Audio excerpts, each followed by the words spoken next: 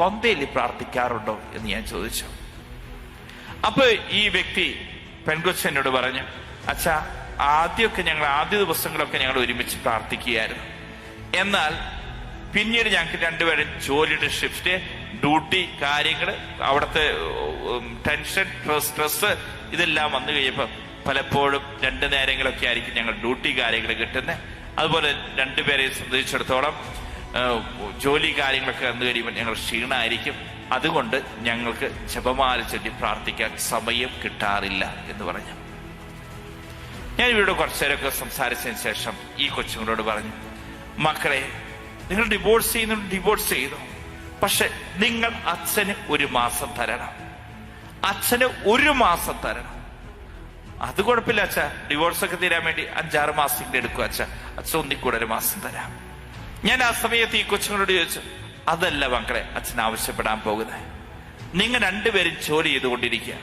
1 മാസത്തേക്ക് രണ്ടുപേരും ലീവ് എടുത്ത് എന്റെ കൂടെ ജെറുസലേം ധ്യാന കേന്ദ്രത്തിൽ വന്ന് താമസിക്കണം. അപ്പൊ അവര് പറഞ്ഞു, അതൊന്നും സാധിക്കുന്ന കാര്യമല്ല അച്ഛാ, അതൊന്നും പറ്റില്ല. കാരണം ഞങ്ങൾ രണ്ടുപേരും ഡോക്ടേഴ്സാണ്, ഞങ്ങളുടെ കീഴിൽ ഇത്ര പേഷ്യൻസ് കാര്യങ്ങളുണ്ട്. ഞങ്ങൾ ജോലിക്ക് അവിടെ ചെന്നില്ലെങ്കിൽ ഞങ്ങൾക്ക് അവിടെ നിന്ന് ഞങ്ങൾ ടെർമിനേറ്റ് ചെയ്യും. മാത്രമല്ല, ഞങ്ങൾ അവിടെ ജോലി ചെയ്തില്ലെങ്കിൽ അടുത്ത ബുദ്ധിമുട്ട് എന്ത് ചെയ്യും? ഹോസ്പിറ്റലിൽ ഞങ്ങൾക്ക് ലീവ് തരാൻ ഒരു സാധ്യതയില്ല. അതുകൊണ്ട് ഞങ്ങൾക്ക് ജോലി ലീവൊന്നും എടുക്കാൻ പറ്റുന്ന കാര്യമില്ല അച്ഛാ, 1-2 ദിവസമൊക്കെ പിന്നെയും ഞാൻ നോക്കാം എന്ന് പറഞ്ഞു. ആ സമയത്ത് ഞാൻ പറഞ്ഞു, അല്ല, 1 മാസത്തേക്ക് നിങ്ങൾ ലീവ് എടുക്കണം. അതിനുശേഷം ഇവര് ജോലി ചെയ്യുന്ന ഹോസ്പിറ്റലിൽ എനിക്കറിയാം. ഞാൻ അവിടുത്തെ ഡയറക്ടേഴ്സിനെ വിളിക്കുകയാണ്. 2 സ്ഥലത്തെ ഡയറക്ടേഴ്സിനെ വിളിച്ചു. ഒരു പ്രത്യേക അവസ്ഥയിലാണ് ഈ മക്കളെ പോയിക്കൊണ്ടിരിക്കുന്നത്. എങ്ങനെയെങ്കിലും അവിടെ നേരെയാക്കണേ, നിങ്ങൾ എനിക്ക് 1 മാസം എനിക്ക് ലീവ് തരണം, തന്നേ പറ്റും. ഈ സമയത്ത് 2 ഡയറക്ടേഴ്സും മനസ്സോടുകൂടെ അവർക്ക് ലീവ് ഗ്രാന്റ് ചെയ്ത് കൊടുക്കുക. 2 പേരും ജെറുസലേം ധ്യാന കേന്ദ്രത്തിൽ വന്നു. ഇതിനുശേഷം പ്രിയപ്പെട്ടവരെ, ഞാൻ 1 മാസം ഇവരെ എന്ത് ചെയ്തു എന്നറിയോ? അവർക്ക് 2 പേർക്കും ഒരു മുറി കൊടുത്തു. അതിനുശേഷം എല്ലാ ദിവസവും രാവിലെ കുർബാന കഴിഞ്ഞു കഴിഞ്ഞാൽ ഒരു 8:30 ആകുമ്പോൾ ഞാൻ പരിശുദ്ധ കുർബാന ഒരു ചാപ്പലിൽ എഴുന്നള്ളിച്ച് വെക്കാം. അതിനുശേഷം ഈ മക്കളോട് പറയും, നിങ്ങൾ ജപമാല ചൊല്ലി പ്രാർത്ഥിച്ചു. രാവിലെ മുതൽ വൈകുന്നേരം വരെ ഈ 2 മക്കൾ ജപമാല ചൊല്ലി പ്രാർത്ഥിക്കാൻ തുടങ്ങി. ഇതിനുശേഷം പ്രിയപ്പെട്ടവരെ, ഞാൻ കണ്ട അത്ഭുതം എന്താണെന്നറിയോ? ഇവർ 2 പേരും ഇത്രയും കഴിഞ്ഞ 6 മാസമായി വിവാഹം കഴിഞ്ഞിട്ട് അവർ ചെല്ലേണ്ടിയിരുന്ന ജപമാല പ്രാർത്ഥനകളെല്ലാം മുറിഞ്ഞു പോയിട്ടുണ്ട്.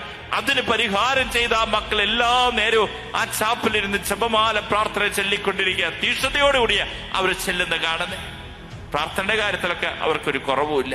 തീഷ്ണതയോടുകൂടെ പ്രാർത്ഥിക്കുന്നത് കണ്ടു. ഇതിനുശേഷം 1 മാസം കഴിഞ്ഞപ്പോ 2 കൊച്ചുങ്ങളും എന്റെ അടുത്ത് വന്നിട്ട് പറഞ്ഞു, അച്ഛാ, സോറി അച്ഛാ, ഞങ്ങൾ ഇനി ഡിവോഴ്സ് ചെയ്യുന്നില്ല, ഞങ്ങളെല്ലാം പിന്മാറിയിരിക്കുന്നു. കരങ്ങളടിച്ചെന്ന് കർത്താവ് നന്ദി പറഞ്ഞു. പരിശുദ്ധമ്മ അപ്പോൾ വചനം പറയാ, അപ്പോൾ സർപ്പ സ്ത്രീയുടെ നേരെ തിരിഞ്ഞു. ദൈവകൽപ്പനകൾ അനുസരിക്കുന്നവരും യേശുവിന്റെ സാക്ഷ്യം വഹിക്കുന്നവരുമായ അവളുടെ സന്താനങ്ങളോട് യുദ്ധം ചെയ്യുവാൻ വേണ്ടി പുറപ്പെട്ടിരിക്കുക. ജപമാല എവിടെ മുറിയുന്നുണ്ടോ അവിടെ പിശാച് നുഴഞ്ഞു കയറും. ഹല്ലേലൂയ. ഒന്ന് പറഞ്ഞേ, ജപമാല മുറിഞ്ഞ പിശാച് നുഴഞ്ഞു കയറും. ഒന്ന് പറഞ്ഞേ. ചില കുടുംബങ്ങളെ കാണാൻ സാധിക്കും, സംശയത്തിന്റെ വേരുകൾ, അംഗീകരിക്കാൻ പറ്റാത്ത അവസ്ഥ, സ്നേഹിക്കാൻ പറ്റാത്ത അവസ്ഥ, സ്നേഹം മരവിച്ചു പോയിരിക്കുന്ന അവസ്ഥ. എപ്പോഴാണ് നമ്മുടെ കുടുംബത്തിൽ ഇതുപോലത്തെ അവസ്ഥകളിലൂടെ കടന്നു പോകുന്നേ? നമ്മുടെ കുടുംബത്തിൽ പിശാച് കയറുന്നത് ജപമാല മുറിയുമ്പോഴാ പിശാച് കുടുംബത്തിലേക്ക് നുഴഞ്ഞു കയറിയിരിക്കുന്നത്. ഇന്ന് ഏതെങ്കിലും കുടുംബങ്ങൾ അസ്വസ്ഥതകളിലൂടെ കടന്നു പോകുന്നു, സമാധാനം ഇല്ലാത്ത അവസ്ഥ, എന്ത് ചെയ്താലും ശരിയാവാത്ത അവസ്ഥ. ആ കുടുംബം ഒന്ന് തിരിച്ചറിഞ്ഞു. ആ കുടുംബത്തിൽ ജപമാല മുറിഞ്ഞപ്പോഴല്ലേ പിശാച് ആ കുടുംബത്തിലേക്ക് നുഴഞ്ഞു കയറിയത്.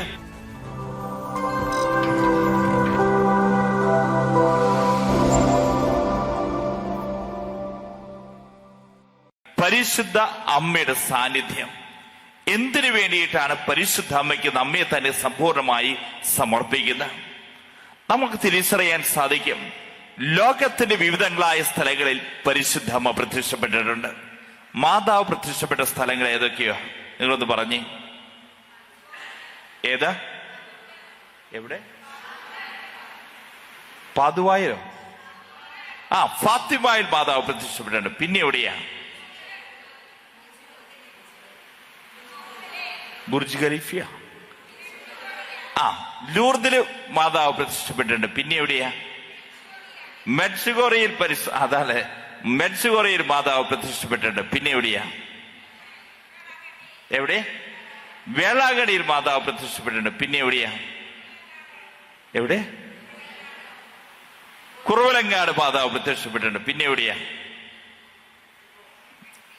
മെക്സിക്കോ ഗാഡലുപ്പയിൽ മാതാവ് പ്രത്യക്ഷപ്പെട്ടു. ലോകത്തിന്റെ വിവിധങ്ങളായ സ്ഥലങ്ങളിൽ പരിശുദ്ധമ്മ പ്രത്യക്ഷപ്പെട്ടിട്ടുണ്ട്. ഞാൻ കാണുകയാണ്, പരിശുദ്ധമ്മ പ്രത്യക്ഷപ്പെട്ട ഏതാനും സ്ഥലങ്ങളിൽ അച്ഛന് പോകാൻ ഭാഗ്യം ലഭിച്ചിട്ടുണ്ട്. ഓരോ സ്ഥലങ്ങളും പരിശുദ്ധമ്മ പ്രത്യക്ഷപ്പെട്ട ഈ സ്ഥലങ്ങളിൽ ചെന്ന് കഴിയുമ്പോൾ എന്തുകൊണ്ടാണ് അവിടെ അമ്മ പ്രത്യക്ഷപ്പെടാൻ കാരണം? നമുക്ക് ഓരോ സ്ഥലങ്ങളും നോക്കിക്കഴിഞ്ഞാൽ കാണാൻ സാധിക്കും. അതുമായി ബന്ധപ്പെട്ട് ഒരു പശ്ചാത്തലം നമുക്ക് കാണാൻ സാധിക്കും. സഭയെ തകർക്കുവാൻ വേണ്ടി തിന്മയുടെ ശക്തികൾ എവിടെയെല്ലാം ഒരുമിച്ച് കൂടിയിട്ടുണ്ടോ അവിടെ പരിശുദ്ധ അമ്മ ഇറങ്ങി വന്നിട്ടുണ്ട്. സഭയെ തകർക്കാൻ പൈശാച ശക്തികൾ, തിന്മയുടെ ശക്തികൾ എവിടെയെല്ലാം ഒരുമിച്ച് കൂടിയിട്ടുണ്ടോ അവിടെ പരിശുദ്ധ അമ്മ ഇറങ്ങി വന്നിട്ടുണ്ട്. ലോകത്തിന്റെ ഏത് കോണുകളിൽ നോക്കിക്കഴിഞ്ഞാൽ കാണാൻ സാധിക്കും മാതാവിന്റെ പ്രത്യക്ഷീകരണം, അതുമായി ബന്ധപ്പെട്ട് ഒരു പശ്ചാത്തലം കാണാൻ സാധിക്കും. പരിശുദ്ധമ്മ 1531 പ്രത്യക്ഷപ്പെട്ട സ്ഥലമാണ് ഗാഡലൂപ്പെ. മെക്സിക്കോ എന്ന് പറയുന്ന രാജ്യത്താണ് ഈ ഗാഡലൂപ്പെ.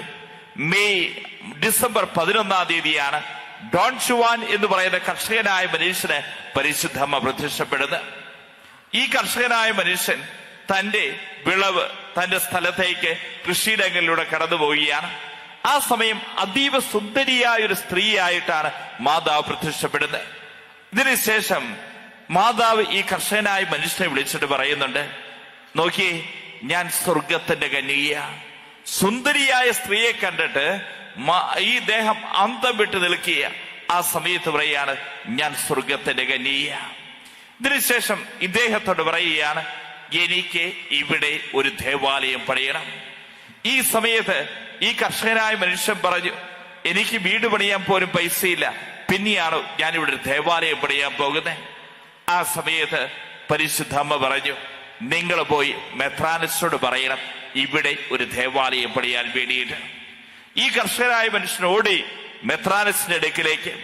മെത്രാനസിന്റെ അടുക്കൽ ചെന്ന് അദ്ദേഹം പറഞ്ഞു, ഇന്ന് ഞാൻ പോരുന്ന വഴിക്ക് ഒരു അത്ഭുതം സംഭവിച്ചു. എന്റെ മുമ്പിൽ മാതാവ് പ്രത്യക്ഷപ്പെട്ടു. മാതാവ് പറഞ്ഞു, സ്വർഗത്തിന്റെ കന്യകയാണ് എന്ന്. ഇതിനുശേഷം മാതാവിനോട് സംസാരിച്ചു. മാതാവിനോട് പറഞ്ഞൊരു കാര്യം എന്താണെന്നറിയോ? ഇവിടെ ഒരു ദേവാലയം പണിയാൻ മെത്രാനസിനോട് പറയാൻ വേണ്ടിയിട്ട്. ആ സമയത്ത് മെത്രാനസ് ഒന്ന് ചിരിച്ചു. ഇതിനുശേഷം മെത്രാനസ് പറഞ്ഞു, ഇവിടെയാണോ ദേവാലയം പണിയാൻ മാതാവ് പ്രത്യക്ഷപ്പെട്ടു എന്ന് പറയുന്നേ? അല്ല, ഞാൻ എന്റെ കൃഷിസ്ഥലത്താണ്. ആ സമയത്ത് മെത്രാനസ് പറഞ്ഞു, മാതാവ് പ്രത്യക്ഷപ്പെട്ടു എന്നതിന് എന്ത് തെളിവുള്ളേ? ആ സമയത്ത് ഈ കർഷകനായ മനുഷ്യന് ഒന്നും കാണിച്ചു കൊടുക്കാനില്ല. അന്ന് അദ്ദേഹം തിരിച്ച് വീട്ടിലേക്ക് തിരിച്ചു പോരുക.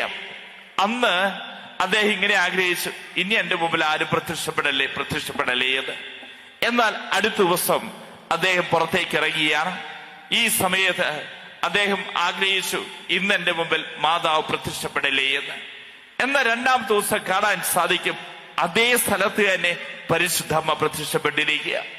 മാതാവ് ഈ കർഷകനായ മനുഷ്യരോട് ചോദിച്ചു, ഞാൻ ഇന്നലെ മെത്രാനസിനോട് പറഞ്ഞ കാര്യമൊക്കെ എന്തായി? മെത്രാനസൻ പള്ളി പണിയേണ്ട കാര്യങ്ങളൊക്കെ. ആ സമയത്ത് ഈ കർഷകനായ മനുഷ്യൻ ഡോൺ ജുവാൻ പറഞ്ഞു, ഞാൻ മെത്രാനസിനോട് പറഞ്ഞു, പക്ഷെ മെത്രാനസൻ എന്നോട് പറഞ്ഞു മാതാവ് പ്രത്യക്ഷപ്പെട്ടു എന്നതിന് എന്ത് തെളിവുള്ളേ? എനിക്കൊരു തെളിവ് കാണിച്ചു കൊടുക്കാറുണ്ടായിരുന്നില്ല. ഈ സമയത്ത് കർഷകനായ മനുഷ്യനെ വിളിച്ചോണ്ട് പോവുകയാണ് അവിടെ തൊട്ടടുത്തുള്ള ഒരു കുന്നിൻ ചെരുവിലേക്ക്. ഈ കുന്നിൻ ചെരുവ് ഡിസംബർ മാസമായി കഴിഞ്ഞാൽ മെക്സിക്കോ രാജ്യം മഞ്ഞ് വീണ് കിടക്കുന്നുണ്ടാവും. അമേരിക്കൻ ഭൂഖണ്ഡം മഞ്ഞ് വീണ് 7 അടി 8 അടി ഒക്കെ മഞ്ഞ് കിടക്കും. യൂറോപ്യൻ രാജ്യങ്ങളൊക്കെ മഞ്ഞ് കിടക്കും. നമ്മൾ നേരം വെളുത്ത് കഴിഞ്ഞാൽ എന്താ ചെയ്യുക? മിറ്റമടിക്കും. എന്നാൽ അമേരിക്കയിലും മെക്സിക്കോയിലുള്ള ആൾക്കാര് ഡിസംബർ മാസമായി കഴിഞ്ഞാൽ മിറ്റടിക്കല്ല ചെയ്യുക, അവര് മഞ്ഞ് മാറ്റുകയായിരിക്കും. മഞ്ഞ് പെയ്ത് കിടക്കുന്നുണ്ടാവും 5-6 അടിയൊക്കെ. ഈ സമയത്ത് ഈ മനുഷ്യനെ ഒരു കുന്നിൻ ചെരുവിന്റെ അവിടെ കൊണ്ടുപോവുകയാണ്. ആ സമയത്ത് ഇദ്ദേഹം കാണുകയാണ് മനോഹരമായിട്ടുള്ള റോസാപ്പൂക്കൾ കൊണ്ടുള്ള റോസാ ചെടികൾ കൊണ്ടുള്ള തോട്ടം. പരിശുദ്ധ അമ്മയുണ്ടല്ലോ ഓരോ റോസാപ്പൂക്കളും മുറിച്ച് ഈ മനുഷ്യന് മേലങ്കിയിലേക്ക് ഇട്ടുകൊടുത്തു. ഇതിനുശേഷം ഈ മനുഷ്യനോട് പറഞ്ഞു, ഇത് കൊണ്ടുപോയി മെത്രാസിനെ കാണിച്ചു കൊടുക്കാൻ. ഒരിക്കൽ പോലും ഒരു ഇല വളരാൻ സാധ്യയില്ലാത്ത മഞ്ഞ് വീണ് കിടക്കുന്ന സ്ഥലത്ത് നിന്ന് ഈ കർഷകനായ മനുഷ്യൻ ഒടുകയാണ്. ഈ മേലങ്കി തുറന്നിട്ട് കഴിഞ്ഞപ്പോ കാണുകയാണ് മനോഹരമായ റോസാപ്പൂക്കൾ കൊണ്ടുള്ള മനോഹരമായ തോട്ടം. പൂക്കൾ കൊണ്ട് നിറഞ്ഞിരിക്കുകയാണ് ചുറ്റുപാട് മുഴുവൻ. ആ സമയത്ത് മെത്രാനച്ചൻ അതിന് മുമ്പിൽ മുട്ടുകുത്തിയിട്ട് പറഞ്ഞു, ഞാൻ വിശ്വസിക്കുന്നു ഇവിടെ പരിശുദ്ധ അമ്മ പ്രത്യക്ഷപ്പെട്ടു എന്ന്. ഇതിനുശേഷം പ്രിയപ്പെട്ടവരെ 5 വർഷം കൊണ്ട് അവിടെ ഒരു ദേവാലയം പണിയുക. അച്ഛൻ നേരത്തെ പറഞ്ഞു, ഏതെല്ലാം സ്ഥലങ്ങളിൽ പരിശുദ്ധ അമ്മ പ്രത്യക്ഷപ്പെട്ടിട്ടുണ്ടോ അതിന്റെ പിന്നിൽ ഒരു പശ്ചാത്തലം കാണാൻ സാധിക്കുമെന്ന്. പരിശുദ്ധ അമ്മ പ്രത്യക്ഷപ്പെട്ട ഈ മെക്സിക്കോയുടെ പ്രത്യേകത എന്താണെന്നറിയോ? ഒരുപാട് വിഗ്രഹാരാധന നടമാടിയിരുന്ന സ്ഥലമായിരുന്നു. ഒത്തിരിയേറെ അന്ധവിശ്വാസികൾ നടമാടിയിരുന്ന സ്ഥലമായിരുന്നു. ഒരുപാട് വ്യക്തികൾ ഈ അന്ധവിശ്വാസികളുടെ പിന്നാലെ പോയിരുന്നു. എന്തായിരുന്നു മെക്സിക്കോയിൽ നടന്ന ഈ അന്ധവിശ്വാസം? കേട്ടോ പ്രിയപ്പെട്ടവരെ, എല്ലാ ദിവസവും ഉണ്ടല്ലോ ഒരു കന്യയുടെ കഴുത്ത് വെട്ടും. ഇതിനുശേഷം സൂര്യദേവനെ അവർ ബലിയർപ്പിച്ചിരുന്നു. 24 മണിക്കൂർ കൂടുന്തോറും ഒരു കന്യയുടെ കഴുത്ത് വെട്ടി സൂര്യദേവനെ ബലിയർപ്പിച്ചിരുന്ന ഒരു അന്ധവിശ്വാസം, അരാജകത്വം അവിടെ നടമാടിക്കൊണ്ടിരുന്നു. അതിനെ ചെറുക്കുന്നതിന് വേണ്ടി ഗവൺമെന്റ് ഇറങ്ങി തിരിച്ചു, പട്ടാളം ഇറങ്ങി തിരിച്ചു. അവർക്കൊന്നും സാധിച്ചില്ല ഈ അന്ധവിശ്വാസികൾ ഈ ജനത്തെ മോചിപ്പിക്കാൻ വേണ്ടിയിട്ട്. അങ്ങനെ ഇരിക്കുന്ന സമയത്താണ് പരിശുദ്ധാമ്മ അവിടെ പ്രത്യക്ഷപ്പെട്ടിട്ട് പറഞ്ഞു, ഞാൻ സ്വർഗത്തിന്റെ സുന്ദരിയ, സ്വർഗത്തിൽ വരുന്നു എന്ന്. ഇതിനുശേഷം പ്രിയപ്പെട്ടവരെ, ഈ പരിശുദ്ധാമ്മ പ്രത്യക്ഷപ്പെട്ട് 5 വർഷം കഴിഞ്ഞപ്പോഴത്തേക്കും മെക്സിക്കോയിലെ ഗാഡലൂപ്പെ എന്ന് പറയുന്ന സ്ഥലത്ത് സംഭവിച്ച അത്ഭുതം നമ്മൾ തിരിച്ചറിയണം. ഒന്ന്, 80 ലക്ഷം പേര് കത്തോലിക്ക വിശ്വാസം 5 വർഷം കൊണ്ട് സ്വീകരിച്ചു. വലതുകരം ഉയർത്തിയെന്ന് പറഞ്ഞേ ഹല്ലേലൂയാം. സ്വരം ഉയർത്തിയെന്ന് പറഞ്ഞേ ഹല്ലേലൂയാം. രണ്ടാമത് അവിടെ നടന്ന അത്ഭുതം എന്താണെന്നറിയോ? അന്ധവിശ്വാസത്തെ, ഈ അരാജകത്തെ നിർമ്മാർജ്ജനം ചെയ്യുന്നതിന് വേണ്ടി പട്ടാളം ഇറങ്ങി തിരിച്ചു, പോലീസ് ഇറങ്ങി തിരിച്ചു, ഈ മെക്സിക്കൻ ഗവൺമെന്റ് ഇറങ്ങി തിരിച്ചു. അവർക്കൊന്നും അതിന് നിർമ്മാർജ്ജനം ചെയ്യാൻ സാധിച്ചില്ല. എന്നാൽ പരിശുദ്ധ അമ്മ അവിടെ പ്രത്യക്ഷപ്പെട്ട് കഴിഞ്ഞപ്പോ എന്നേക്കുമായി ആ അന്ധവിശ്വാസം എന്നേക്കുമായി അവിടെ നിർമ്മാർജ്ജനം ചെയ്യപ്പെടുകയാണ്. ഈ കർഷകനായ മനുഷ്യന് പരിശുദ്ധാമ്മ തന്റെ മേലങ്കിയിലേക്ക് ആ റോസാപ്പൂക്കൾ ഇട്ടുകൊടുത്തു. ഞാൻ മെക്സിക്കോയിലെ ആ ദേവാലയത്തിൽ ചെന്നിട്ടുണ്ട്. ആ ഗാഡലൂപ്പായിലെ ദേവാലയത്തിന്റെ അൾത്താരയ്ക്ക് മുകളിൽ ആ മേലങ്കി കാണാൻ സാധിക്കും. ആ മേലങ്കിയിൽ എന്താ സംഭവിച്ചേക്കുന്നതെന്നറിയോ?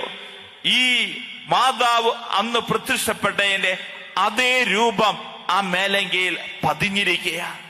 ഇതിനുശേഷം കാലഘട്ടങ്ങൾ കഴിഞ്ഞു. അത്ര വിലയുള്ള തുണിയൊന്നും അല്ലായിരുന്നു ഈ കർഷകനായ മനുഷ്യൻ ധരിച്ചിരുന്ന്. ഇത്ര വർഷം കഴിഞ്ഞിട്ടും അതൊരിക്കലും നശിച്ചു പോയിട്ടില്ല.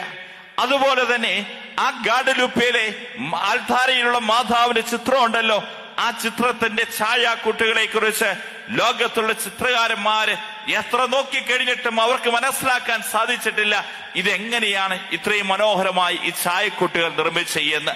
കണ്ടോ പ്രിയപ്പെട്ടവരെ, പരിശുദ്ധ അമ്മ പ്രത്യക്ഷപ്പെട്ട ആ സ്ഥലത്ത് സംഭവിച്ച മാറ്റം. ഹല്ലേലൂയാം. സ്വരമുയർത്തി ഹല്ലേലൂയാം. പ്രിയപ്പെട്ടവരെ, അച്ഛൻ പറഞ്ഞു, നിങ്ങൾ പറഞ്ഞു, ഫാത്തിമയിൽ മാതാവ് പ്രത്യക്ഷപ്പെട്ടപ്പോ എന്ത് മാതാവെന്ന് വിളിക്കുക? ലൂർദി മാതാവ് പ്രത്യക്ഷപ്പെട്ടപ്പോ എന്ത് മാതാവെന്ന് വിളിക്കുക? മെൻഷുഗോറെ മാതാവ് പ്രത്യക്ഷപ്പെട്ടപ്പോ എന്ത് മാതാവെന്ന് വിളിക്കുക? കൊരട്ടിയിൽ മാതാവ് പ്രത്യക്ഷപ്പെട്ടപ്പോ എന്ത് മാതാവെന്ന് വിളിക്കുക?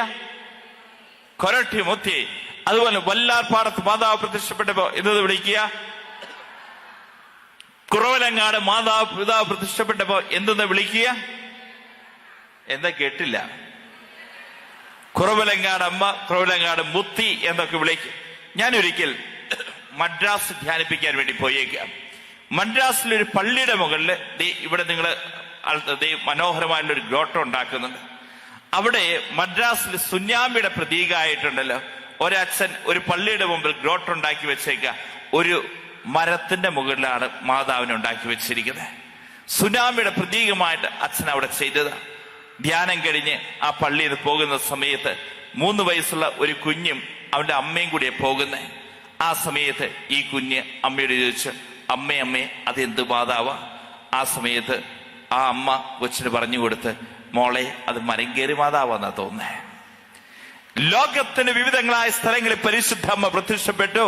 എന്നാൽ നമുക്ക് സ്വർഗം തന്ന അമ്മയാണ് പരിശുദ്ധ കന്യാമറിയം. വലത് കൈ ഉയർത്തി എന്ന് പറഞ്ഞ് ഹല്ലേലൂയ. സ്വരം ഉയർത്തി ഹല്ലേലൂയ.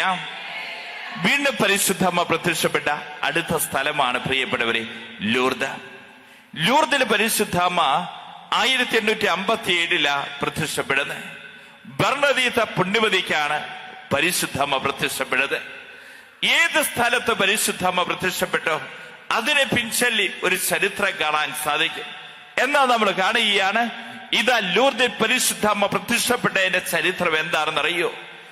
ഈ ഫ്രഞ്ച് റവല്യൂഷനെ കുറിച്ചൊക്കെ ചരിത്രത്തെ പഠിച്ചു കഴിഞ്ഞാൽ കാണാൻ സാധിക്കും, ലൂർദ് എവിടെയാണ്? ഫ്രാൻസിലാണ്. ഫ്രഞ്ച് റവല്യൂഷൻ 1789 ആരംഭിക്കുന്നത്. ഫ്രഞ്ച് റവല്യൂഷൻ നേതൃത്വം കൊടുത്ത വ്യക്തികൾ എന്താ ചെയ്തതെന്നറിയോ? ഈ ഫ്രഞ്ച് റവല്യൂഷൻ ഗവൺമെന്റിനെതിരായി തുടങ്ങിയിട്ടുള്ള ഈ വിപ്ലവമായിരുന്നുവെങ്കിൽ അതിന്റെ തിക്തഫലങ്ങൾ മുഴുവൻ അനുഭവിക്കേണ്ടി വന്നത് പരിശുദ്ധ കത്തോലിക്ക സഭയാണ്. പരിശുദ്ധ കത്തോലിക്ക സഭ വലിയ പീഡനങ്ങളിലൂടെ വലിയ വേദനകളിലൂടെ ആ കാലഘട്ടത്തിൽ ഫ്രാൻസിൽ പോകേണ്ടി വന്നു. അന്ന് ആ കാലഘട്ടത്തിൽ 30,000-ഓളം വൈദികരുണ്ടായിരുന്നു ഫ്രാൻസിൽ. 30,000-ഓളം വൈദികരെ ആ കാലഘട്ടത്തിൽ നാടുകടത്തി. മാത്രമല്ല സന്യാസ സമൂഹങ്ങൾ നിർത്തലാക്കി, സന്യാസ വ്രതങ്ങൾ വേണ്ട എന്ന് അവർ പ്രഖ്യാപിച്ചു. നമ്മുടെയൊക്കെ ക്രൈസ്തവ സ്ഥാപനങ്ങളിൽ എന്തെങ്കിലും പരിപാടികൾ നടത്തണമോ ഗവൺമെന്റ് അനുവാദം വേണമെന്ന് അവർ നിഷ്കർഷിച്ചു. പല രീതിയിലും ഇതാ ഞെരുക്കങ്ങളുടെ ക്രൈസ്തവ സഭ പോയിക്കൊണ്ടിരിക്കുക. രണ്ടാമത് അവരെന്ത് ചെയ്തെന്നറിയോ? അവർ ചെയ്തൊരു കാര്യമാണ്, ഈ ഫ്രാൻസിലെ ഏറ്റവും മനോഹരമായ ദേവാലയമാണ് നോട്ടർഡെയിം കത്തീഡ്രൽ. ഈ നോട്ടർഡെയിം കത്തീഡ്രൽ ഫ്രഞ്ച് റവല്യൂഷൻ നേതൃത്വം കൊടുത്ത വ്യക്തികൾ ചെയ്തതോ? ഫ്രഞ്ച് റവല്യൂഷന് നേതൃത്വം കൊടുത്ത വ്യക്തി കിരാതമായിട്ടുള്ള കാര്യം ചെയ്തത്, ആ ഫ്രാൻസിലെ ഒരു വേശ്യ സ്ത്രീയെ കൊണ്ടുപോയി ബലിപീഠത്തിൽ കിടത്തി. ഏതെല്ലാം രീതിയിലുള്ള മ്ലേച്ഛത കാണിക്കാൻ സാധിക്കുകയോ ബലിപീഠത്തിൽ അതുപോലത്തെ മ്ലേച്ഛതകളെല്ലാം കാണിച്ചുകൂട്ടി. എന്നാൽ പ്രിയപ്പെട്ടവരെ, ഒരുപാട് വേദനിക്കുക സഭ, ഒരുപാട് വേദനയുടെ കടന്നുപോകിയ സഭ.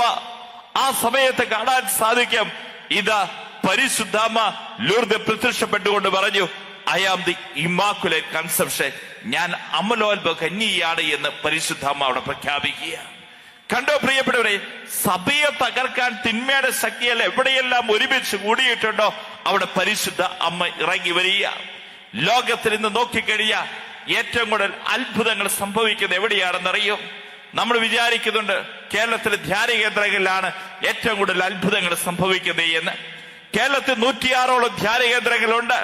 അവിടെ എല്ലാം സംഭവിക്കുന്ന അത്ഭുതങ്ങളും രോഗശാന്തികളെക്കാൾ കൂടുതൽ അത്ഭുതങ്ങളും രോഗശാന്തികളും ഈ കാലഘട്ടത്തിൽ സംഭവിച്ചു കൊണ്ടിരിക്കുന്ന സ്ഥലമാ പരിശുദ്ധ അമ്മ പ്രത്യക്ഷപ്പെട്ട ലൂർദ്. വലത് കൈ ഉയർത്തിയെന്ന് പറഞ്ഞ് ഹല്ലേലൂയ, ഹല്ലേലൂയ. ലൂർദിൽ ചെന്ന് കഴിഞ്ഞാൽ കാണാൻ സാധിക്കും, ഇതാ കഠിന പാപികളായ വ്യക്തികളൊക്കെ ഈ ലൂർദിൽ പരിശുദ്ധാമ്മ പ്രത്യക്ഷപ്പെട്ട ആ സ്ഥലത്ത് എന്ന് കഴിയുമ്പോ അവര് പൊട്ടിക്കരയത് കണ്ടിട്ടുണ്ട്. അവരിലേക്കൊരു പശ്ചാത്താപത്തിന്റെ കണ്ണുനീര് അവരിലേക്ക് ഇറ്റിറ്റ് വീഴുന്നത് കാണാൻ സാധിക്കും. മാത്രമല്ല പ്രിയപ്പെട്ടവരെ, നല്ലൊരു കുമ്പസാരം നടത്താൻ അവിടെ പരിശുദ്ധാമ്മ ഈ ജനത്തെ ഒരുക്കുന്നുണ്ട്. അങ്ങനെ ലൂർദിൽ സംഭവിച്ചൊരു അത്ഭുതം ഞാൻ പറയാം. ഏതാനും നാളുകൾക്ക് മുമ്പ് അച്ഛൻ വായിച്ച ഒരു ലൂർദിൽ ഇതേപോലെ രോഗികളായ വ്യക്തികളെ കൊണ്ടുവന്ന് കിടത്തും. ആ രോഗികളെ കൊണ്ടുപോയി സൗഖ്യം പ്രാപിച്ച് ആ രോഗികളുടെ സ്ട്രെച്ചറുകളുണ്ട്, വീൽ ചെയറുകളുണ്ട്, അതൊക്കെ ഒരു സൈഡിൽ ഇങ്ങനെ കൂട്ടിയിട്ടിട്ടുണ്ട്. അത്രമാത്രം സൗഖ്യങ്ങള് രോഗശാന്തികള് ലൂർദിൽ സംഭവിച്ചുകൊണ്ടിരിക്കുന്നത്. ഇങ്ങനെ ഇരിക്കുന്ന സമയത്ത് പ്രിയപ്പെട്ടവരെ, ലൂർദിൽ കാണാൻ സാധിക്കും, പരിശുദ്ധമ്മ പ്രത്യക്ഷപ്പെട്ട സ്ഥലത്തേക്ക് ഒരു അപ്പനും അമ്മയുണ്ടല്ലോ തന്റെ കുഞ്ഞിനെ കൊണ്ടുവന്നിരിക്കുക. അവന് 12 വയസ്സായി, അവന് നടക്കാൻ പറ്റില്ല, തളർന്നു കിടക്കുക. ഈ കുഞ്ഞിനെ കൊണ്ട് ലൂർദിൽ കൊണ്ടുവന്നിരിക്കുക. ഈ മാതാപിതാക്കൾ കൊണ്ടുപോകേണ്ട എല്ലാ ഹോസ്പിറ്റലുകളിൽ കൊണ്ടുപോയി. ഒരു സ്ഥലത്ത് എന്ന് കഴിഞ്ഞിട്ടും ഈ കുഞ്ഞിനൊരു സൗഖ്യം കിട്ടുന്നില്ല. കുഞ്ഞ് കിടന്ന് കിടപ്പിൽ തന്നെയാ. അങ്ങനെയൊക്കെ സമയത്ത് ഈ മാതാപിതാക്കളോട് ആരോ പറഞ്ഞു, നിങ്ങൾ കുഞ്ഞിനെയും കൊണ്ട് ലൂർദി പൊക്കോ, അവിടെ മാതാവ് കുഞ്ഞിന് സൗഖ്യം കൊടുക്കുമെന്ന്. ഈ മാതാപിതാക്കൾ വലിയ ത്യാഗത്തോടുകൂടെ, വലിയ വിശ്വാസത്തോടുകൂടെ ഈ ലൂർദ് മാതാവ് പ്രത്യക്ഷപ്പെട്ട സ്ഥലത്ത് കൊണ്ടുവന്ന് കിടത്തിയിരിക്കുക. അവിടെ എല്ലാ ദിവസവും വൈകുന്നേരം ജപമാല പ്രദർശനമുണ്ട്. മാത്രമല്ല, അവിടെ ജപമാല പ്രദർശനത്തിന് ശേഷം രോഗികളുടെ അടുക്കിലേക്ക് പരിശുദ്ധ കുർബാന എഴുന്നള്ളിച്ച് കൊണ്ടുവന്ന് ആശീർവാദം കൊടുക്കും. ആ സമയത്ത് അത്ഭുത രോഗശാന്തികളൊക്കെ അവിടെ സംഭവിക്കുന്നത് കാണാൻ സാധിക്കും. അങ്ങനെ ഇരിക്കുന്ന സമയത്ത് ഈ കുഞ്ഞിനെ കൊണ്ടുവന്ന് മാതാപിതാക്കൾ കിടത്തിയിരിക്കുകയാണ്. അവർ ജപമാല പ്രദർശനത്തിൽ പങ്കെടുത്തു. ആ മാതാപിതാക്കൾ ഇങ്ങനെ ചിന്തിച്ചു, ഈശോയെ, എന്റെ കുഞ്ഞിനെ ഇപ്പൊ സൗഖ്യപ്പെടുത്തുമെന്ന്. എന്നാ പ്രിയപ്പെട്ടവരെ, അന്നേ ദിവസം അവിടെ സംഭവിച്ച കാര്യം എന്താണെന്നറിയോ? ഈ കുഞ്ഞിന് ഒരു സൗഖ്യവും കിട്ടിയില്ല. രണ്ടാമത്തെ ദിവസം ഇതേപോലെ തന്നെ ജപമാല പ്രദർശനം ആരംഭിച്ചു. അതുപോലെ ദീപികാരുടെ പ്രദർശനമൊക്കെ ആരംഭിച്ചു. ഈ കുഞ്ഞിന്റെ അടുത്ത് വന്ന് പരിശുദ്ധ കുർബാന കൊണ്ട് ആശീർവാദം കൊടുത്തു. ആ തളർന്ന് കിടക്കുന്ന കുഞ്ഞ് അതേപോലെ തളർന്ന് കിടക്കുക. എന്നാൽ മൂന്നാമത്തെ ദിവസം എന്താ സംഭവിച്ചതെന്നറിയോ? മൂന്നാമത്തെ ദിവസം ഈ മാതാപിതാക്കൾ കുഞ്ഞിനെ കൊണ്ടുപോയി കിടത്തിയിട്ടുണ്ട്. ആ സമയത്ത് കുഞ്ഞിങ്ങനെ പ്രാർത്ഥിച്ചു എന്നാണ് പറയുന്നത്, ഈശോയെ, ഇന്ന് നീ എനിക്ക് സൗഖ്യം തന്നില്ലെങ്കിൽ ഞാൻ നിന്റെ അമ്മയോട് പറഞ്ഞു കൊടുക്കും. ഈശോയെ, ഇന്ന് നീ എനിക്ക് സൗഖ്യം തന്നില്ലെങ്കിൽ ഞാൻ നിന്റെ അമ്മയോട് പറഞ്ഞു കൊടുക്കും. മൂന്നാമത്തെ ദിവസം ദീപികാരുടെ ജപമാല പ്രദർശനം കഴിഞ്ഞു. ഇതിനുശേഷം ദീപികാരുടെ പ്രദർശനമായി ഓരോ രോഗികളുടെ അടുക്കിലേക്ക് പരിശുദ്ധ കുർബാന കൊണ്ടുവരുന്നു. ഓരോ രോഗികളുടെ അടുത്ത് ആശീർവാദം കൊടുക്കുക. ഈ കുഞ്ഞിന്റെ അടുക്കൽ ആശീർവാദം കൊടുക്കുന്ന സമയത്ത് ഈ കിടന്ന കുഞ്ഞ് ഒരു കാന്തത്തിലേക്ക് ആകർഷിക്കുന്ന പോലെ കൈകൾ ഇതാ ഉയർന്നു വരുന്നു, ഇതാ ശരീരം ഉയർന്നു വരുന്നു. ആ കുഞ്ഞ് ഇതാ എഴുന്നേറ്റിരിക്കുന്നു. ആ കുഞ്ഞ് ആ വീൽ ചെയറിൽ നിന്ന് താഴേക്ക് ഇറങ്ങുന്നു. ഈശോയുടെ മുമ്പിൽ കൈ ഉയർത്തി ആ കുഞ്ഞ് നിൽക്കുക. കരങ്ങൾ അടിച്ചെന്ന് കർത്താവ് നന്ദി പറയുകയും. Hallelujah, hallelujah. ഇതാ പ്രിയപ്പെട്ടവരെ വചനം പറയുന്നേ, നിങ്ങൾ എന്നിൽ വസിക്കുകയും എന്റെ വചനം അനുസരിക്കുകയും ചെയ്താൽ ഇഷ്ടമുള്ളത് ചോദിച്ചു കൊള്ളുക, നിങ്ങൾക്ക് അത് ലഭിക്കും. വചനം പറഞ്ഞേ, നിങ്ങൾ എന്നിൽ വസിക്കുകയും എന്റെ വചനം അനുസരിക്കുകയും ചെയ്താൽ ഇഷ്ടമുള്ളത് ചോദിച്ചു കൊള്ളുക, നിങ്ങൾക്കത് ലഭിക്കും. ഒന്ന് ഉറക്കെ പറഞ്ഞ്, അച്ഛൻ പറയാതെ എല്ലാരും ഉറക്കെ പറഞ്ഞ്, നിങ്ങൾ എന്നിൽ വസിക്കുകയും എന്റെ വചനം അനുസരിക്കുകയും ചെയ്താൽ ഇഷ്ടമുള്ളത് ചോദിച്ചു. പ്രിയപ്പെട്ടവരെ, ഇങ്ങനെ ജീവിച്ച ഒരു വ്യക്തിയുണ്ട്. നിങ്ങൾ എന്നിൽ വസിക്കുകയും എന്റെ വചനം അനുസരിക്കുകയും ചെയ്താൽ ഇഷ്ടമുള്ളത് ചോദിച്ചോ, നിങ്ങൾക്ക് അത് കിട്ടും. അങ്ങനെ ജീവിച്ച ഒരു വ്യക്തിയുണ്ട്. അവളാണ് പരിശുദ്ധ കന്യാമറിയം. നിങ്ങൾ എന്നിൽ വസിച്ചോ, യേശുവിൽ വസിച്ചു, യേശുവിന്റെ വചനം അനുസരിച്ച് ജീവിച്ചു. അതുകൊണ്ട് തന്നെ അവൾ എന്ത് ചോദിച്ചു കഴിഞ്ഞാലും അവളുടെ ചോദ്യങ്ങൾക്ക് സ്വർഗത്തിന് നിഷേധിക്കാൻ കഴിയില്ല. അവളുടെ മാധ്യസ്ഥം, അതുകൊണ്ട് തന്നെ പരിശുദ്ധ അമ്മയുടെ മാധ്യസ്ഥം സ്വർഗത്തിന് നിഷേധിക്കാൻ കഴിയാത്ത മാധ്യസ്ഥമാ. കാരണം എന്താ? നിങ്ങൾ എന്നിൽ വസിക്കുകയും എന്റെ വചനം അനുസരിക്കുകയും ചെയ്ത ഒരു വ്യക്തിയുണ്ടെങ്കിൽ അത് പരിശുദ്ധ അമ്മയാ. ആ അമ്മയുടെ മാധ്യസ്ഥം സ്വർഗത്തിന് നിഷേധിക്കാൻ കഴിയില്ല. വലതുകരം ഉയർത്തി ഹല്ലേലൂയ, സ്വരം ഉയർത്തി ഹല്ലേലൂയ. വീണ്ടും പരിശുദ്ധ അമ്മ പ്രത്യക്ഷപ്പെട്ട മൂന്നാമത്തെ സ്ഥലം അച്ഛൻ പറയാം, ഫാത്തിമയിലാണ് മാതാവ് പ്രത്യക്ഷപ്പെടുന്നത്. സഭ ഔദ്യോഗികമായി അംഗീകരിച്ച സ്ഥലമാണ് ഫാത്തിമ. ഫാത്തിമയിൽ പരിശുദ്ധ അമ്മ 3 കുഞ്ഞുങ്ങൾക്കാണ് പ്രത്യക്ഷപ്പെടുന്നത്. എന്താണ് 3 കുഞ്ഞുങ്ങളുടെ പേരുകള്? Francisco, Jacinta, Lucy. ഈ 3 കുഞ്ഞുങ്ങൾക്ക് മാതാവ് പ്രത്യക്ഷപ്പെടുന്നത്. ആ സമയത്തും അതിനും ഒരു ചരിത്ര പശ്ചാത്തലമുണ്ട്. അച്ഛൻ ഒന്നാം പറഞ്ഞു, ഗാഡലുപ്പെ മാതാവ് പ്രത്യക്ഷപ്പെട്ടതിന്റെ ചരിത്ര പശ്ചാത്തലം അന്ധവിശ്വാസ നടപാടി നിർമ്മാർജ്ജനം ചെയ്യാൻ. വീണ്ടും ഫ്രാൻസിൽ മാതാവ് പ്രത്യക്ഷപ്പെട്ടതിന്റെ ഒരു പശ്ചാത്തലം അച്ഛൻ പറഞ്ഞു. അതിന് പിന്നെ കാണാൻ സാധിക്കും ഈ ഫ്രഞ്ച് റെവല്യൂഷനും ബലിപീഠത്തെയൊക്കെ ഏതെല്ലാം രീതിയിൽ മ്ലേച്ഛത കാണിക്കാൻ സാധിക്കുമോ അതെല്ലാം ചെയ്തു കൂട്ടിയത്. എന്നാൽ അടുത്ത് നമ്മൾ കാണുകയാണ് മാതാവ് പ്രത്യക്ഷം അടുത്തൊരു സ്ഥലമാണ് ഫാത്തിമ. 1917 പരിശുദ്ധാമ്മ ഫാത്തിമയിൽ പ്രത്യക്ഷപ്പെടുന്നത്. ഫാത്തിമയിൽ മാതാവ് പ്രത്യക്ഷപ്പെടുമ്പോ ലോകം തന്നെ എന്തെന്നില്ലാത്ത രീതി ഒരു അരക്ഷിത അവസ്ഥയിലൂടെ കടന്നുപോയി. കാരണം ലോകത്തിൽ ഒന്നാം ലോക മഹായുദ്ധം നടന്നിരിക്കുകയാണ്. അതിൻ്റെതായ കെടുതികളിലൂടെ ലോകം പോയിക്കൊണ്ടിരിക്കുന്നു. മാത്രമല്ല, ലോകം മുഴുവൻ ശീതസമരം നടന്നുകൊണ്ടിരിക്കുക, കോൾഡ് വാർ. ഏത് രീതിയിലും ലോകം മുഴുവൻ ഏത് സമയം ലോകം മുഴുവൻ ഇതുപോലെ യുദ്ധത്തിന് പിന്നാലെ സമാധാനമില്ലാതെ പോയിക്കൊണ്ടിരിക്കുക. അങ്ങനെയിരിക്കുന്ന പശ്ചാത്തലത്തിലാണ് പരിശുദ്ധ അമ്മ ഫാത്തിമയിൽ പ്രത്യക്ഷപ്പെടുന്നത്. ഫാത്തിമയിൽ 3 കുഞ്ഞുങ്ങൾക്ക് മാതാവ് പ്രത്യക്ഷപ്പെടുകയാണ്. അച്ഛനൊരിക്കൽ വായിച്ചൊരു പുസ്തകത്തിന്റെ പേരാണ് Fatima on Lucia's words. Lucy, ഇതിന്റെ ഇതിന്റെ പശ്ചാത്തലം ഇങ്ങനെയാണ്. 2 കുഞ്ഞുങ്ങൾ വളരെ ചെറുപ്പത്തിൽ മരിച്ചുപോയി. എന്നാൽ ലൂസി ഒരു ക്ലോയിസ്റ്റേഡ് കോൺവെന്റിൽ ചേർന്നു. ഇതിനുശേഷം വർഷങ്ങൾ കഴിഞ്ഞപ്പോ ലൂസിയോട് അവിടുത്തെ മെത്രാനസ് പറയുകയാണ്, അന്ന് ഫാത്തിമയിൽ 1917 മെയ് 13 മുതൽ ഒക്ടോബർ 13 വരെ പരിശുദ്ധമ്മ നിങ്ങൾക്ക് പ്രത്യക്ഷപ്പെട്ടുവല്ലോ. അതെങ്ങനെയായിരുന്നു എന്ന് ഞങ്ങൾക്ക് ഒന്ന് എഴുതി തരാവോ? ആ സമയത്ത് അവൾ എഴുതാൻ തുടങ്ങി. മെത്രാനസിന് വേണ്ടി അവൾ എഴുതാൻ തുടങ്ങി. ആ സമയത്ത് മാതാവ് അവിടെ പ്രത്യക്ഷപ്പെട്ടതും ആദ്യമായി പ്രത്യക്ഷപ്പെട്ട സംഭവങ്ങളെല്ലാം ഈ കുഞ്ഞുങ്ങൾ ആ ലൂസിയുടെ മനസ്സിലേക്ക് കൊണ്ടുവന്നു. ലൂസി അത് മുഴുവൻ എഴുതിയ പുസ്തകമാണ് ഫാത്തിമ ഓൺ ലൂസിയസ് വേഴ്സ് എന്ന് പറയുന്ന പുസ്തകം. അതിന്റെ അകത്ത് ലൂസി പറയുന്നൊരു കാര്യമുണ്ട്. മാതാവ് ഞങ്ങൾക്ക് 3 കുഞ്ഞുങ്ങൾക്ക് പ്രത്യക്ഷപ്പെട്ടു. ഞങ്ങളെ സംബന്ധിച്ചിടത്തോളം ഞങ്ങൾക്ക് അത് കണ്ടു കഴിഞ്ഞപ്പോ അതീവ സുന്ദരിയായ സ്ത്രീ, അത് ഞങ്ങളത് പകച്ചുപോയി. ഇത് ഏത് സ്ത്രീയാണ് എന്നുള്ളത്. പിന്നീട് ഞങ്ങളോട് പറഞ്ഞു, ഇതാ ഞാൻ സ്വർഗത്തിൽ നിന്നാണ് വരുന്നത്, ഞാൻ പരിശുദ്ധ കന്യാമറിയമാണ് എന്ന് പറഞ്ഞ് ഈ കുഞ്ഞുങ്ങൾക്ക് മാതാവ് തന്നെ വെളിപ്പെടുത്തി കൊടുക്കുകയാണ്. അപ്പൊ ഈ സമയത്ത് ഈ കുഞ്ഞുങ്ങളുടെ പ്രായം നമ്മൾ ഓർക്കണം പ്രിയപ്പെട്ടവരെ. 7 വയസ്സും 9 വയസ്സും 11 വയസ്സുള്ള കുഞ്ഞുങ്ങളാ. ആ കുഞ്ഞ് ചോദിച്ചൊരു ചോദ്യമുണ്ട്. ഫ്രാൻസിസ്കോ ചോദിച്ചു, സ്വർഗത്തീതല്ലേ വരുന്നേ? ഞങ്ങളുടെ അടുത്ത് നിന്ന് കഴിഞ്ഞ ആഴ്ച ഒരു അമ്മച്ചി മരിച്ചു പോയിട്ടുണ്ടായിരുന്നു. അമ്മച്ചിയുടെ പേര് ത്രേസ്യാമ്മ. ആ ത്രേസ്യാമ്മ അമ്മച്ചി ഇപ്പൊ എവിടെയാണ്? ആ സമയത്ത് മാതാവ് പറഞ്ഞു, ത്രേസ്യാമ്മച്ചിയല്ലേ, ആ അമ്മച്ചി ഇപ്പൊ സ്വർഗത്തിലുണ്ട്. അപ്പൊ ലൂസി അടുത്ത ചോദ്യം ചോദിച്ചു. അതിനു മുമ്പ് കുറച്ചുകൂടി ദിവസം മുമ്പ് വേറൊരു ചേട്ടൻ മരിച്ചു പോയിട്ടുണ്ടായിരുന്നു.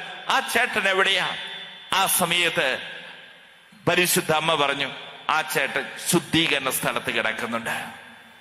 വീണ്ടും അടുത്ത കൊച്ചു ചോദിച്ചു, ഇന്നാള് വേറൊരു ചേട്ടൻ ആത്മഹത്യ ചെയ്തിട്ടുണ്ട്. ആ ചേട്ടന്റെ അവസ്ഥ എന്താ? ആ സമയത്ത് മാതാവ് പറഞ്ഞു, ആ ചേട്ടൻ ഇതാ തീ നരകത്തിലേക്കാ പോയിരിക്കുന്നേ. ഇതൊക്കെ കേട്ട് കഴിഞ്ഞപ്പം ഈ കുഞ്ഞുങ്ങൾ ചോദിച്ചു, ഈശോയെ, മാതാവേ, ഞങ്ങൾക്ക് സ്വർഗം കാണിച്ചു തരാവോ? അപ്പൊ അവർക്ക് വലിയ സന്തോഷമായി. മാതാവ് പറഞ്ഞു, ഞാൻ നിനക്ക് സ്വർഗം കാണിച്ചു തരാം. അങ്ങനെ എന്താണോ ലൂസി കണ്ടത് അത് മുഴുവൻ ആ പുസ്തകത്തിന്റെ അകത്ത് അവള് വെളിപ്പെടുത്തിയിരിക്കുക. ഈ സമയത്ത് സ്വർഗത്തിന്റെ ദർശനം കുഞ്ഞുങ്ങൾക്ക് കാണിച്ചു കൊടുത്തു. ഈ സമയത്ത് അവര് കാണുകയാണ് സ്വർഗം, മാലാഖമാര്, ദൈവദൂതന്മാര്, വിശുദ്ധാത്മാക്കള്, പരിശുദ്ധാമ്മ, അതൊക്കെ അവർക്ക് കാണാൻ സാധിക്കുന്നുണ്ട്. യൗസേപിതാവിനെ കാണാൻ സാധിക്കുന്നുണ്ട്. ആ സ്വർഗത്തിന്റെ ദർശനം കണ്ടു കഴിഞ്ഞപ്പം ഫ്രാൻസിസ്കോ ചോദിച്ചൊരു ചോദ്യമുണ്ട്. സ്വർഗത്തിൽ പിതാവായ ദൈവത്തിന്റെ മുഖത്ത് എന്താ ഒരു മ്ലാനത, സന്തോഷമില്ലാത്ത? ആ സമയത്ത് പരിശുദ്ധമ്മ ഈ 3 കുഞ്ഞുങ്ങളോട് പറയുക, പിതാവായ ദൈവത്തിന്റെ മുഖത്ത് സന്തോഷമില്ലാത്തതിന്റെ കാരണം എന്താണെന്നറിയോ? പിതാവായ ദൈവം അതീവ ദുഃഖത്തിലാണ്. കാരണം തന്റെ മക്കളെ രക്ഷിക്കാൻ വേണ്ടി, ഈ ജനത്തെ രക്ഷിക്കുവാൻ വേണ്ടി തന്റെ ഏകപുത്രനെ ഈ ലോകത്തിലേക്ക് അയച്ചു. ഈ ഏകപുത്രൻ തന്റെ കുരിശുമരണം, പീഡാസഹനം, കുരിശുമരണം, ഉദ്ധാരത്തിലൂടെ ഈ മനുഷ്യനെ വീണ്ടെടുത്തു. ഇതിനുശേഷം ഇന്നും ആ രക്ഷ നമുക്ക് ലഭിക്കുന്നതിന് വേണ്ടി അവിടുന്ന് കൂദാശകൾ അവിടുന്ന് നമുക്ക് സ്ഥാപിച്ചു തന്നു. എന്നാൽ മനുഷ്യന്റെ അവസ്ഥ എന്താണെന്നറിയോ? അവർക്ക് കൂദാശ വേണ്ട, വിശുദ്ധ കുർബാന വേണ്ട, രക്ഷയുടെ കൂദാശ വേണ്ട, അവർക്ക് കുമ്പസാരം വേണ്ട, ഒന്നും വേണ്ട. മനുഷ്യർ താന്തോന്നികളായി ജീവിക്കുന്നു.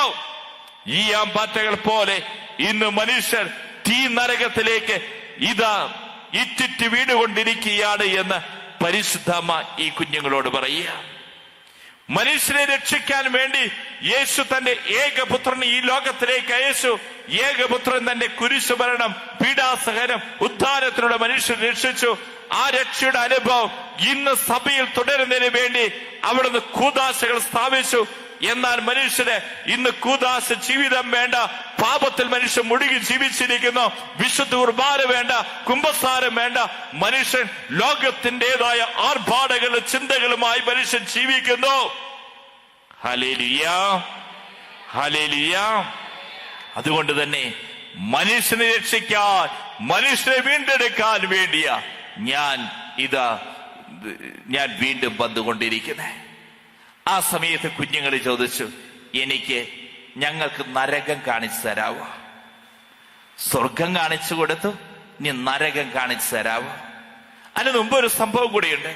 കുഞ്ഞുങ്ങൾ ചോദിച്ചു, ഞങ്ങൾ സ്വർഗത്തിൽ പോകാൻ എന്താണ് ചെയ്യേണ്ടത്? അമ്മച്ചി സ്വർഗത്തിൽ പോകണ്ടേ? ഈ അമ്മച്ചിക്ക് സ്വർഗത്തിൽ പോകണം. ആ അമ്മച്ചിക്ക് എവിടെ പോകണ്ടേ? എവിടെ പോകണ്ടേ? എവിടെ? സ്വർഗത്തിൽ പോകണം. മോളെ, നിനക്ക് എവിടെ പോകണ്ടേ? അമ്മച്ചിക്ക് എവിടെ പോകണ്ടേ? ഉറക്കെ പറഞ്ഞു എവിടെ പോകണ്ടേന്ന്. ഇപ്പൊ പറയുന്ന പോലെ ഇരിക്കും. എവിടേക്ക് പോകണ്ടേ? അതിന്റെ അപ്പുറത്തിരിക്കുന്ന അമ്മച്ചിക്കോ, അതിന്റെ അപ്പുറത്തിരിക്കുന്ന ആൾക്കോ? എല്ലാവർക്കും പോകേണ്ടത് എവിടെയാ? സ്വർഗത്തിലാ. എന്ന സ്വർഗത്തിൽ പോകാൻ ഞങ്ങൾ എന്താ ചെയ്യണ്ടേ? ഈ 3 കുഞ്ഞുങ്ങൾ പരിശുദ്ധ അമ്മയോട് ചോദിച്ചു കഴിഞ്ഞപ്പോ അമ്മ ഈ 3 കുഞ്ഞുങ്ങൾക്ക് പറഞ്ഞു കൊടുക്കുക, മക്കളെ, 1 പ്രാർത്ഥിക്കണം, 2 പ്രായശ്ചിത്തം ചെയ്യണം, 3 ജപമാല ചൊല്ലണം, 4 മാതാവ് അവർക്ക് പറഞ്ഞു കൊടുത്ത പ്രാർത്ഥനയാ, ഓ എന്റെ ഈശോയെ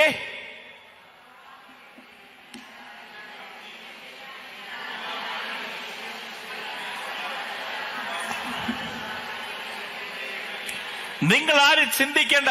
ഓ എന്റെ ഈശോയെ എന്നുള്ള പ്രാർത്ഥന ഈ കാലഘട്ടത്തിൽ ആരോ ഉണ്ടാക്കിയെടുത്ത പ്രാർത്ഥനയാണെന്നും നിങ്ങൾ ചിന്തിക്കേണ്ട. ഫാത്തിമയിൽ 3 കുഞ്ഞുങ്ങൾക്ക് പരിശുദ്ധ അമ്മ വെളിപ്പെടുത്തി കൊടുത്ത പ്രാർത്ഥനയാണ്. ഒന്നുറക്കെ ഒന്ന് ചെല്ലിയെ. സ്വർഗത്തിൽ പോകാൻ ആഗ്രഹിക്കുന്നവർ ചെല്ലിയെ, ഓ എന്റെ ഈശോയെ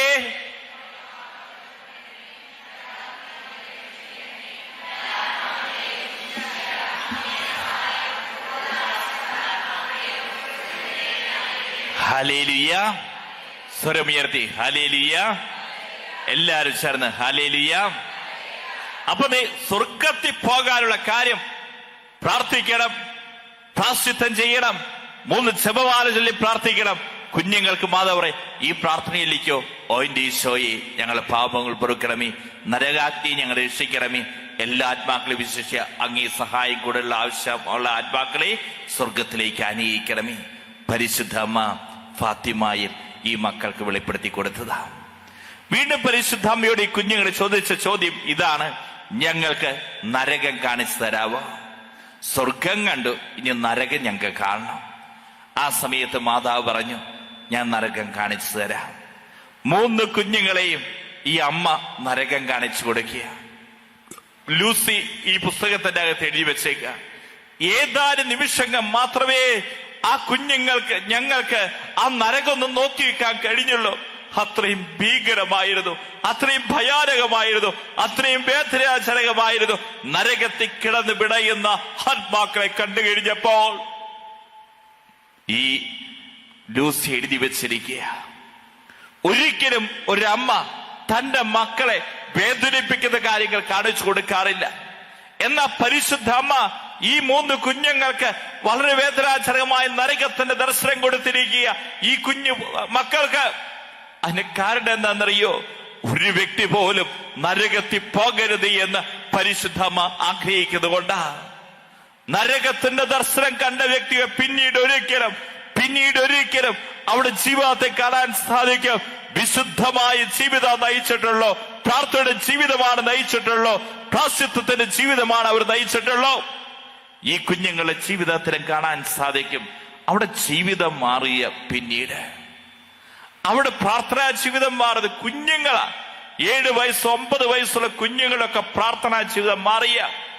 എല്ലാ ദിവസവും ആടുകളെ മേയ്ക്കാൻ പോകുന്ന ഈ കുഞ്ഞുങ്ങൾക്ക് അമ്മ ഉച്ചയ്ക്ക് ചോറ് കൊടുത്തു വിടും. ഈ സമയത്ത് കുഞ്ഞുങ്ങളോട് അമ്മ പറഞ്ഞു വിടാറുണ്ട്, മക്കളെ ഉച്ചയ്ക്ക് ഭക്ഷണം കഴിക്കുന്നേ കാണുമ്പോ കൊന്ത ചൊല്ലിയിട്ടാണ് മക്കൾ ഊണ് കഴിക്കാൻ പാടുള്ളൂ.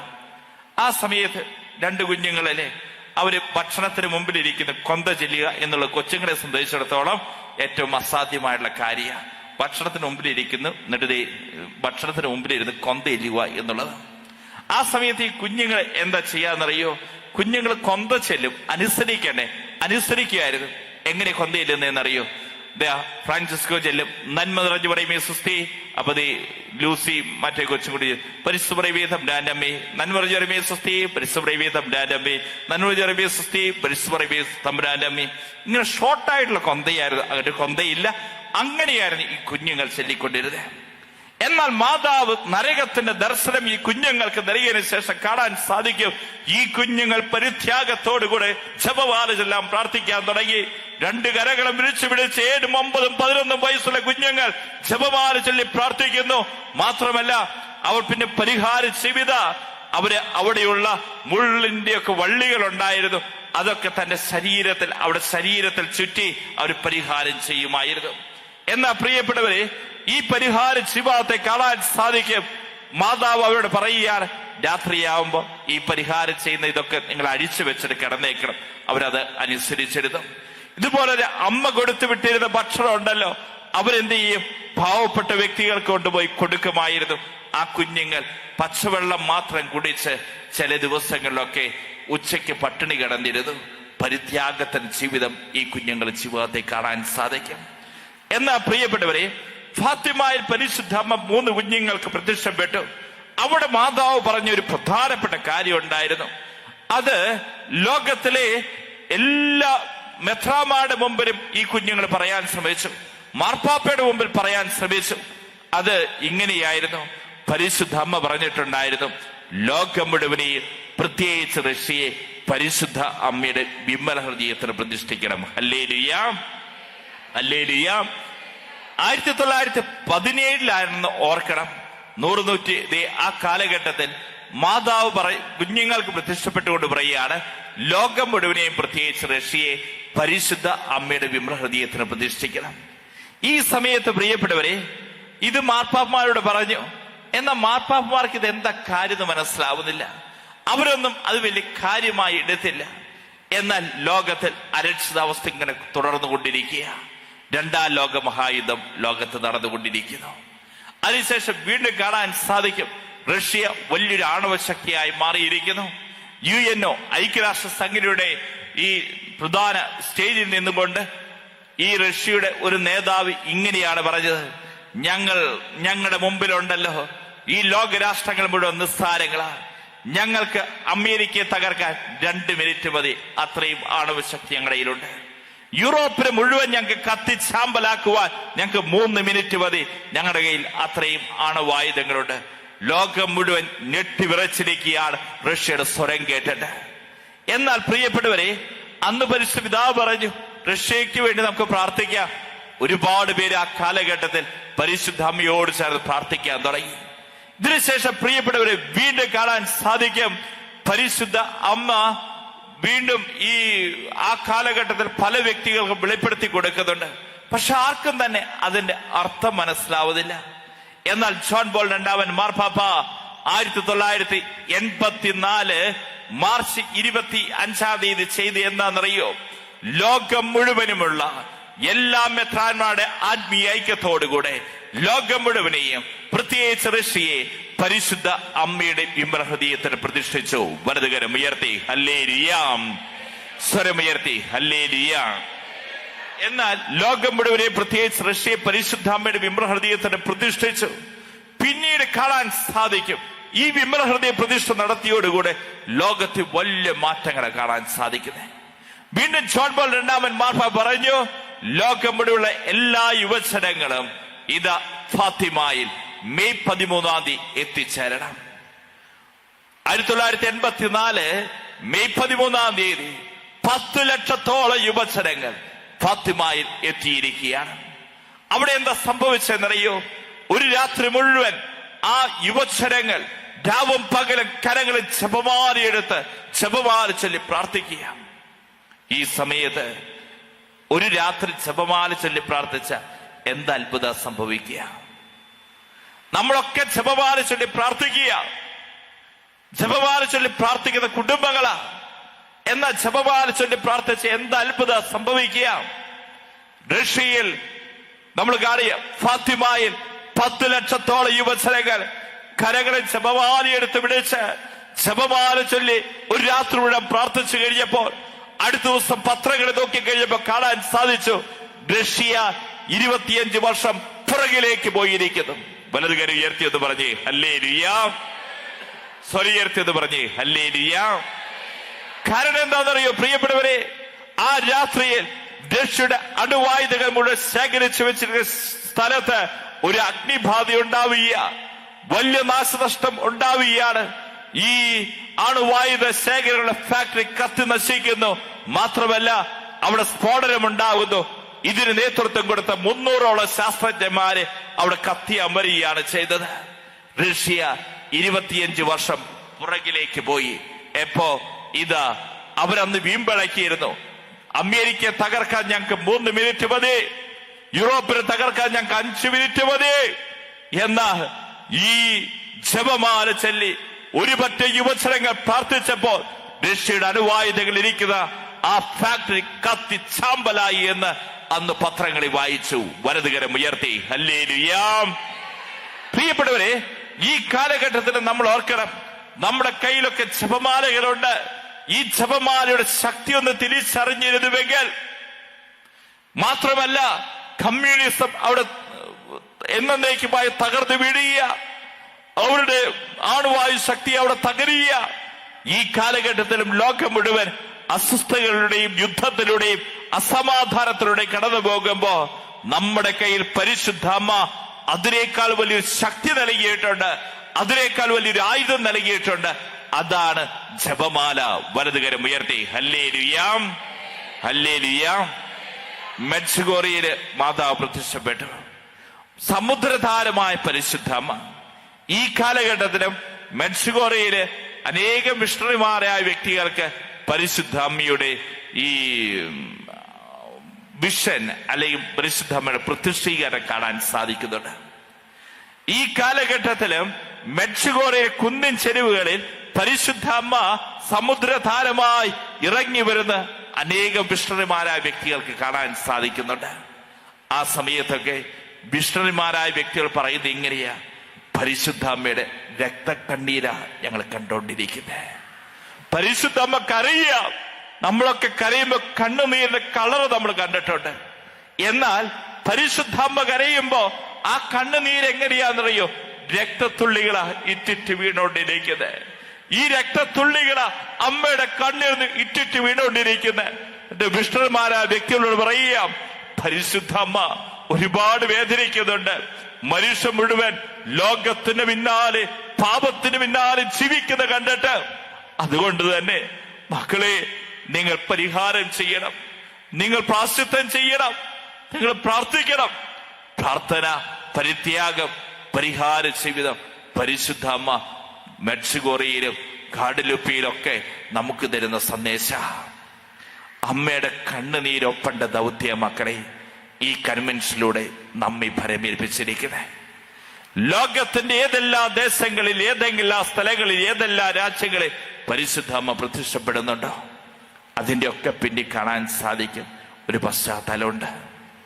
ഈ കാലഘട്ടത്തിൽ അമ്മയെ കാണാൻ സാധിക്കുന്നു. രക്തക്കണ്ണുനീരും ഇറ്റിറ്റ് വീഴുന്നു. കാരണം അമ്മ ഒരുപാട് വേദനിക്കുന്നുണ്ട്. യേശു നമ്മെ രക്ഷിക്കുവാൻ വേണ്ടി സ്വന്തം ജീവൻ കൊടുത്തു. ആ രക്ഷയുടെ അനുഭവം ഇന്ന് നമുക്ക് അനുഭവിക്കുവാൻ വേണ്ടി അവിടുന്ന് കൂദാശകൾ സ്ഥാപിച്ചു. മനുഷ്യ കൂദാശ ജീവിതം വേണ്ട, പാപത്തിൽ മുഴുകി ജീവിക്കുക മനുഷ്യൻ. ആ മനുഷ്യനെ ഓർത്തിട്ട അമ്മ ഈ കാലഘട്ടത്തിൽ കരഞ്ഞുകൊണ്ടിരിക്കുന്നത്. ഈ അമ്മയുടെ കണ്ണുനീര്, രക്തക്കണ്ണീര് ഒപ്പുക എന്നുള്ളതാ നമ്മുടെ ഉത്തരവാദിത്തം. അമ്മയുടെ രക്തക്കണ്ണീര് ഒപ്പുന്ന എങ്ങനെയാ? പ്രാർത്ഥനയിലൂടെ, പരിഹാര ജീവിതത്തിലൂടെ, പ്രാശ്ചിത്യ ജീവിതത്തിലൂടെ. വലതുകരം ഉയർത്തിയെന്ന് പറഞ്ഞ് ഹല്ലേലൂയാം. സ്വരം ഉയർത്തിയെന്ന് പറഞ്ഞ് ഹല്ലേലൂയാം. എല്ലാരും ചേർന്നത് പറഞ്ഞ് ഹല്ലേലൂയാം. പ്രിയപ്പെട്ടവരെ, എന്തുകൊണ്ടാണ് നമ്മെ സമ്പൂർണമായി പരിശുദ്ധ അമ്മയ്ക്ക് സമർപ്പിക്കേണ്ടത്? നമുക്ക് കാണാൻ സാധിക്കും. യേശുവിനെ തന്നെ സമർപ്പിച്ചുള്ളതിൽ വെച്ച് ഏറ്റവും വിശിഷ്ടമായിട്ടുള്ള വ്യക്തിയാണ്. തന്നെ സമർപ്പിച്ചുള്ളതിൽ വെച്ച് ഏറ്റവും പെർഫെക്റ്റ് ആയിട്ടുള്ള വ്യക്തിയാണ് പരിശുദ്ധ അമ്മ. നമ്മളും പരിശുദ്ധ അമ്മയെ എന്തിനാ കൂട്ടുപിടിക്കണ്ടേ? യേശുവിനെ തന്നെ സമർപ്പിച്ചിട്ടുള്ള സമർപ്പണത്തിന്റെ ഭംഗം വരാത്ത, വൈകല്യമില്ലാത്ത ആത്മാവാണ് പരിശുദ്ധ കന്യാമറിയം. സഭാപിതാക്കന്മാർ പറയുക, സമ്പൂർണ്ണ സമർപ്പണത്തിന്റെ വൈകല്യമില്ലാത്ത ആത്മാവാണ് പരിശുദ്ധ കന്യാമറിയം. എങ്കിൽ നമ്മളൊരു കാര്യം തിരിച്ചറിഞ്ഞു, നമ്മളും ഈ സമർപ്പണമുള്ള വ്യക്തികളാ. കുടുംബ ജീവിതം ഒരു സമർപ്പണ, സന്യാസ ജീവിതം ഒരു സമർപ്പണ, പൗരോഹിത്യ ജീവിതം ഒരു സമർപ്പണ എന്ന നമുക്ക് ഏറ്റവും വലിയ മാതൃകയാണ് പരിശുദ്ധ അമ്മ. പരിശുദ്ധ അമ്മയുടെ പ്രത്യേകത എന്താ? ഇതാ കർത്താവ് ദാസി എന്ന് പറഞ്ഞുകൊണ്ട് തന്നെ സമർപ്പിച്ചു. ആ നിമിഷം മുതൽ പരിശുദ്ധ അമ്മയുണ്ടല്ലോ ഒരു തിരിഞ്ഞോട്ടയില്ല. തന്നെ കാര്യമായി പരിഗണിക്കാതെ തന്റെ തമ്പുരാൻ കർത്താവിനെ കാര്യമായി പരിഗണിച്ചപ്പോൾ തമ്പുരാൻ കർത്താവ് അവളെയും കാര്യമായി പരിഗണിച്ചു. വലതുകരം ഉയർത്തിയത് പറഞ്ഞേ ഹല്ലേലൂയാ. എങ്കിൽ പരിശുദ്ധ അമ്മ ഇന്ന് ഈ കാലഘട്ടത്തിൽ നമ്മളോട് പറയുന്ന കാര്യം ഇത് തന്നെയാ. നീ നിന്നെ കാര്യമായി പരിഗണിക്കേണ്ട. ഇതാ നിന്റെ തമ്പുരാൻ കർത്താവ് നീ കാര്യമായിട്ട് പരിഗണിക്കേ. എന്നാൽ തമ്പുരാൻ കർത്താവ് നിന്നെയും കാര്യമായി പരിഗണിക്കാം. നമ്മുടെ ഒക്കെ പ്രശ്നം എന്താ? ഒരു പരിധി വരെ ആരംഭം ഒക്കെ ഉണ്ട് തമ്പുരാൻ കർത്താവിന്റെ കൂടെ. എന്നാൽ ഏതാനും സമയം കഴിഞ്ഞു കഴിയുമ്പോ നമുക്ക് ഒരു ഉയർച്ച കിട്ടി, നമ്മുടെ ആ പ്രശ്നം ഒന്ന് തീർന്നു. പിന്നെ നമ്മളായി ഇതാ മുന്നിൽ നിൽക്കുന്നു, തമ്പുരാൻ കർത്താവ് പുറത്തായി. എന്നാൽ പരിശുദ്ധ അമ്മയുടെ ജീവിതം കാണുക, തന്നെ കാര്യമായി പരിഗണിക്കാതെ തന്റെ തമ്പുരാൻ കർത്താവിനെ കാര്യമായി പരിഗണിച്ചപ്പോൾ തമ്പുരാൻ കർത്താവ് ഈ അമ്മയെയും കാര്യമായി പരിഗണിച്ചു. വലതുകരം ഉയർത്തി ഹല്ലേലൂയാ, സ്വരമുയർത്തി ഹല്ലേലൂയാ. രണ്ടാം നമുക്ക് കാണാൻ സാധിക്കും, എന്തിനാണ് നമ്മെ തന്നെ പരിശുദ്ധ അമ്മയുടെ കരങ്ങളിലേക്ക് സമർപ്പിക്കുന്നത്? യേശുവിന്റെ ഗുരുനാഥിയാണ് പരിശുദ്ധ അമ്മ. നമുക്ക് കാണാൻ സാധിക്കും, ശിഷ്യന്മാരുടെ ഒക്കെ ജീവിതങ്ങളിൽ പരിശുദ്ധ അമ്മ വലിയ സ്വാധീനമാണ് ചെലുത്തിയിരിക്കുന്നത്. യോഹന്നാൻ ശ്ലീഹായെ കുറിച്ച് പറയും. യോഹന്നാൻ ശ്ലീഹ ഒരു എടുത്തുചാട്ടക്കാരനായിരുന്നു. യോഹന്നാൻ ശ്ലീഹായെ കുറിച്ച് പറയാൻ സാധിക്കും, അവൻ ഒരു ക്ഷിപ്രകോപിയായിട്ടുള്ള വ്യക്തിയായിരുന്നു. യോഹന്നാൻ ശ്ലീഹ അധികാരമോഹിയായിട്ടുള്ള വ്യക്തിയായിരുന്നു. നമ്മൾ കാണുക, വസ്ത്രത്തെ കാണുന്നുണ്ട്. നിന്റെ രാജ്യത്ത് വരുമ്പോ എനിക്ക് എവിടെ സീറ്റ്, ഇടത് കിട്ടുമോ വലത് കിട്ടുമോ? അതായിരുന്നു യോഹന്നാൻ ആഗ്രഹിച്ചത്. ഇടതും അല്ലെങ്കിൽ വലത് എനിക്ക് സീറ്റ് കിട്ടണം, മന്ത്രിപദം തന്നെ എനിക്ക് കിട്ടണം. അത് ആഗ്രഹിച്ച് ഒരു അധികാരമോഹിയായി നടന്ന വ്യക്തിയെ യോഹന്നാൻ. എന്നാൽ നമ്മൾ കാണുക, വീണ്ടും ഒരു ക്ഷിപ്രകോപിയായിട്ടുള്ള വ്യക്തി യോഹന്നാൻ. പെട്ടെന്ന് പൊട്ടിത്തെറിക്കുന്ന ഒരു വ്യക്തി. ഒരു ദേശം യേശുവിനെ ബഹുമാനിക്കാതെ വന്നു കഴിഞ്ഞപ്പോ യോഹന്നാൻ പറഞ്ഞു, ആ ജനത്തിന്റെ മുകളിൽ ഇടുത്തി വീഴട്ടെ.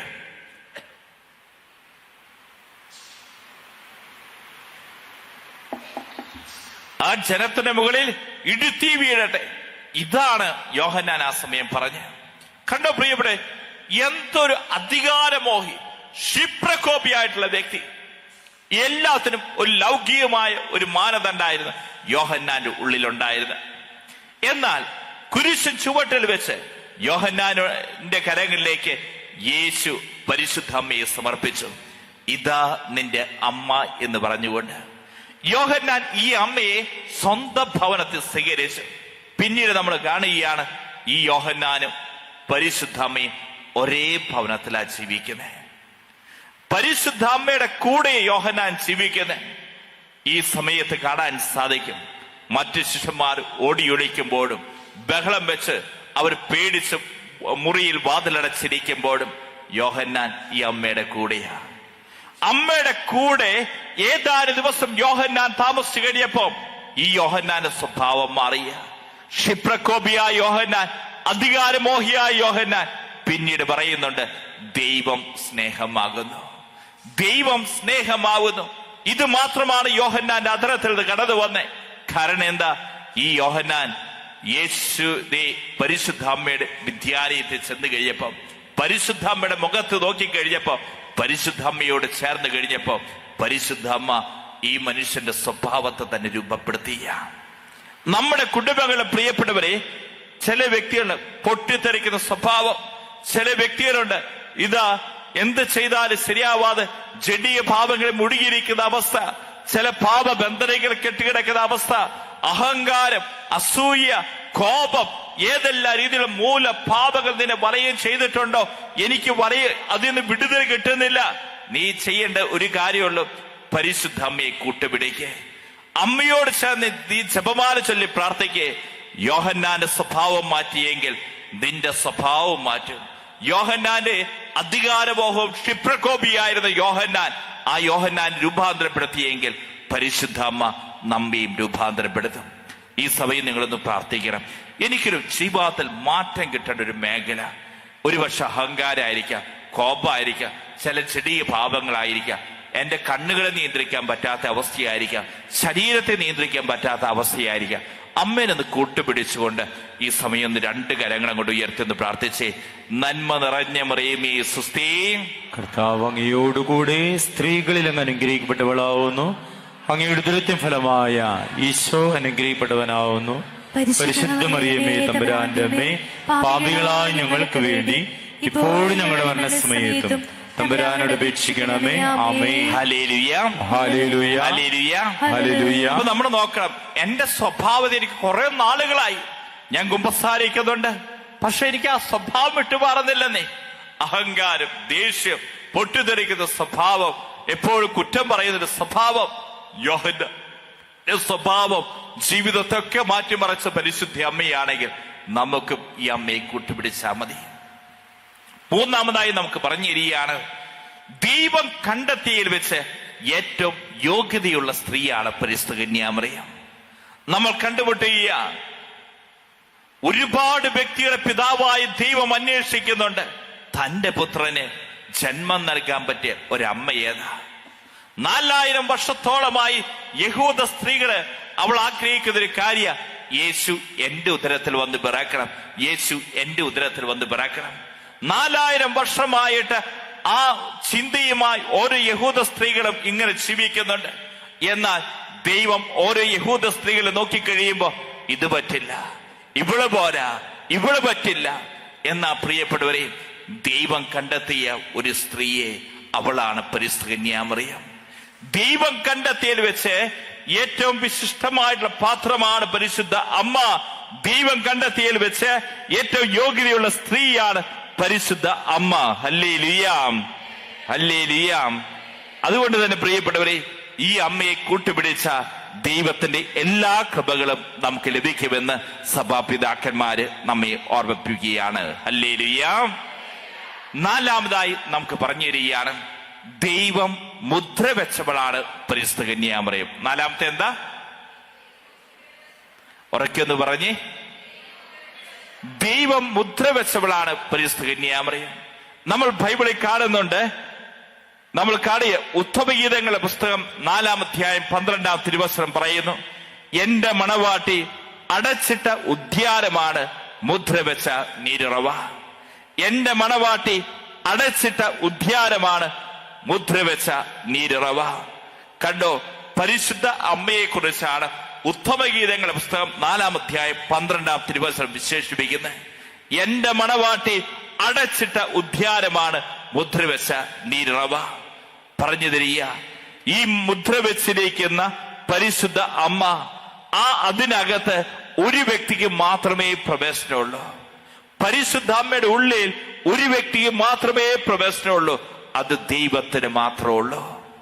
ദൈവം എവിടെയുണ്ടോ അവിടെ ആരുണ്ട്? പരിശുദ്ധത്വമുണ്ട്. അപ്പൊ പരിശുദ്ധ അമ്മയിലേക്ക് ഞാനും നിങ്ങളുമെല്ലാം പ്രവേശിച്ചു കഴിയുമ്പോൾ നമ്മൾ ചിന്തിക്കണം, നമ്മൾ തിരിച്ചറിയണം, നമ്മൾ ആരിലേക്കാണ് കയറുന്നത്? ആ മറിയത്തിന്റെ ഹൃദയത്തിൽ ദൈവമുണ്ട്. ദൈവം എവിടെയുണ്ടോ അവിടെ പരിശുദ്ധത്വമുണ്ട്.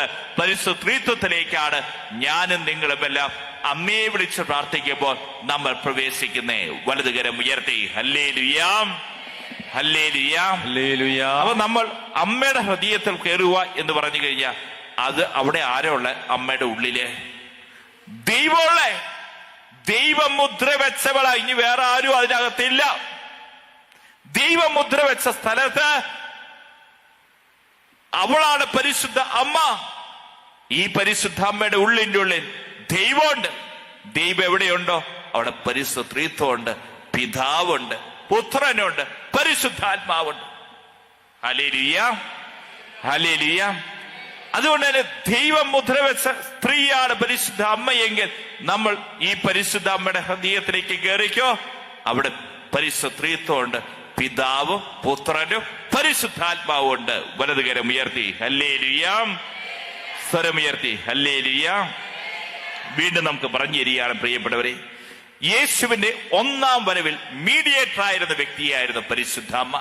നമുക്കറിയാം, ഈ ലോകത്തിലേക്ക് യേശു വരുവാൻ വേണ്ടി ദൈവം 4000 വർഷത്തോളം അന്വേഷിച്ചു. എനിക്ക് എന്റെ പുത്രൻ ജന്മം നൽകാൻ പറ്റിയ സ്ത്രീ ആരാ?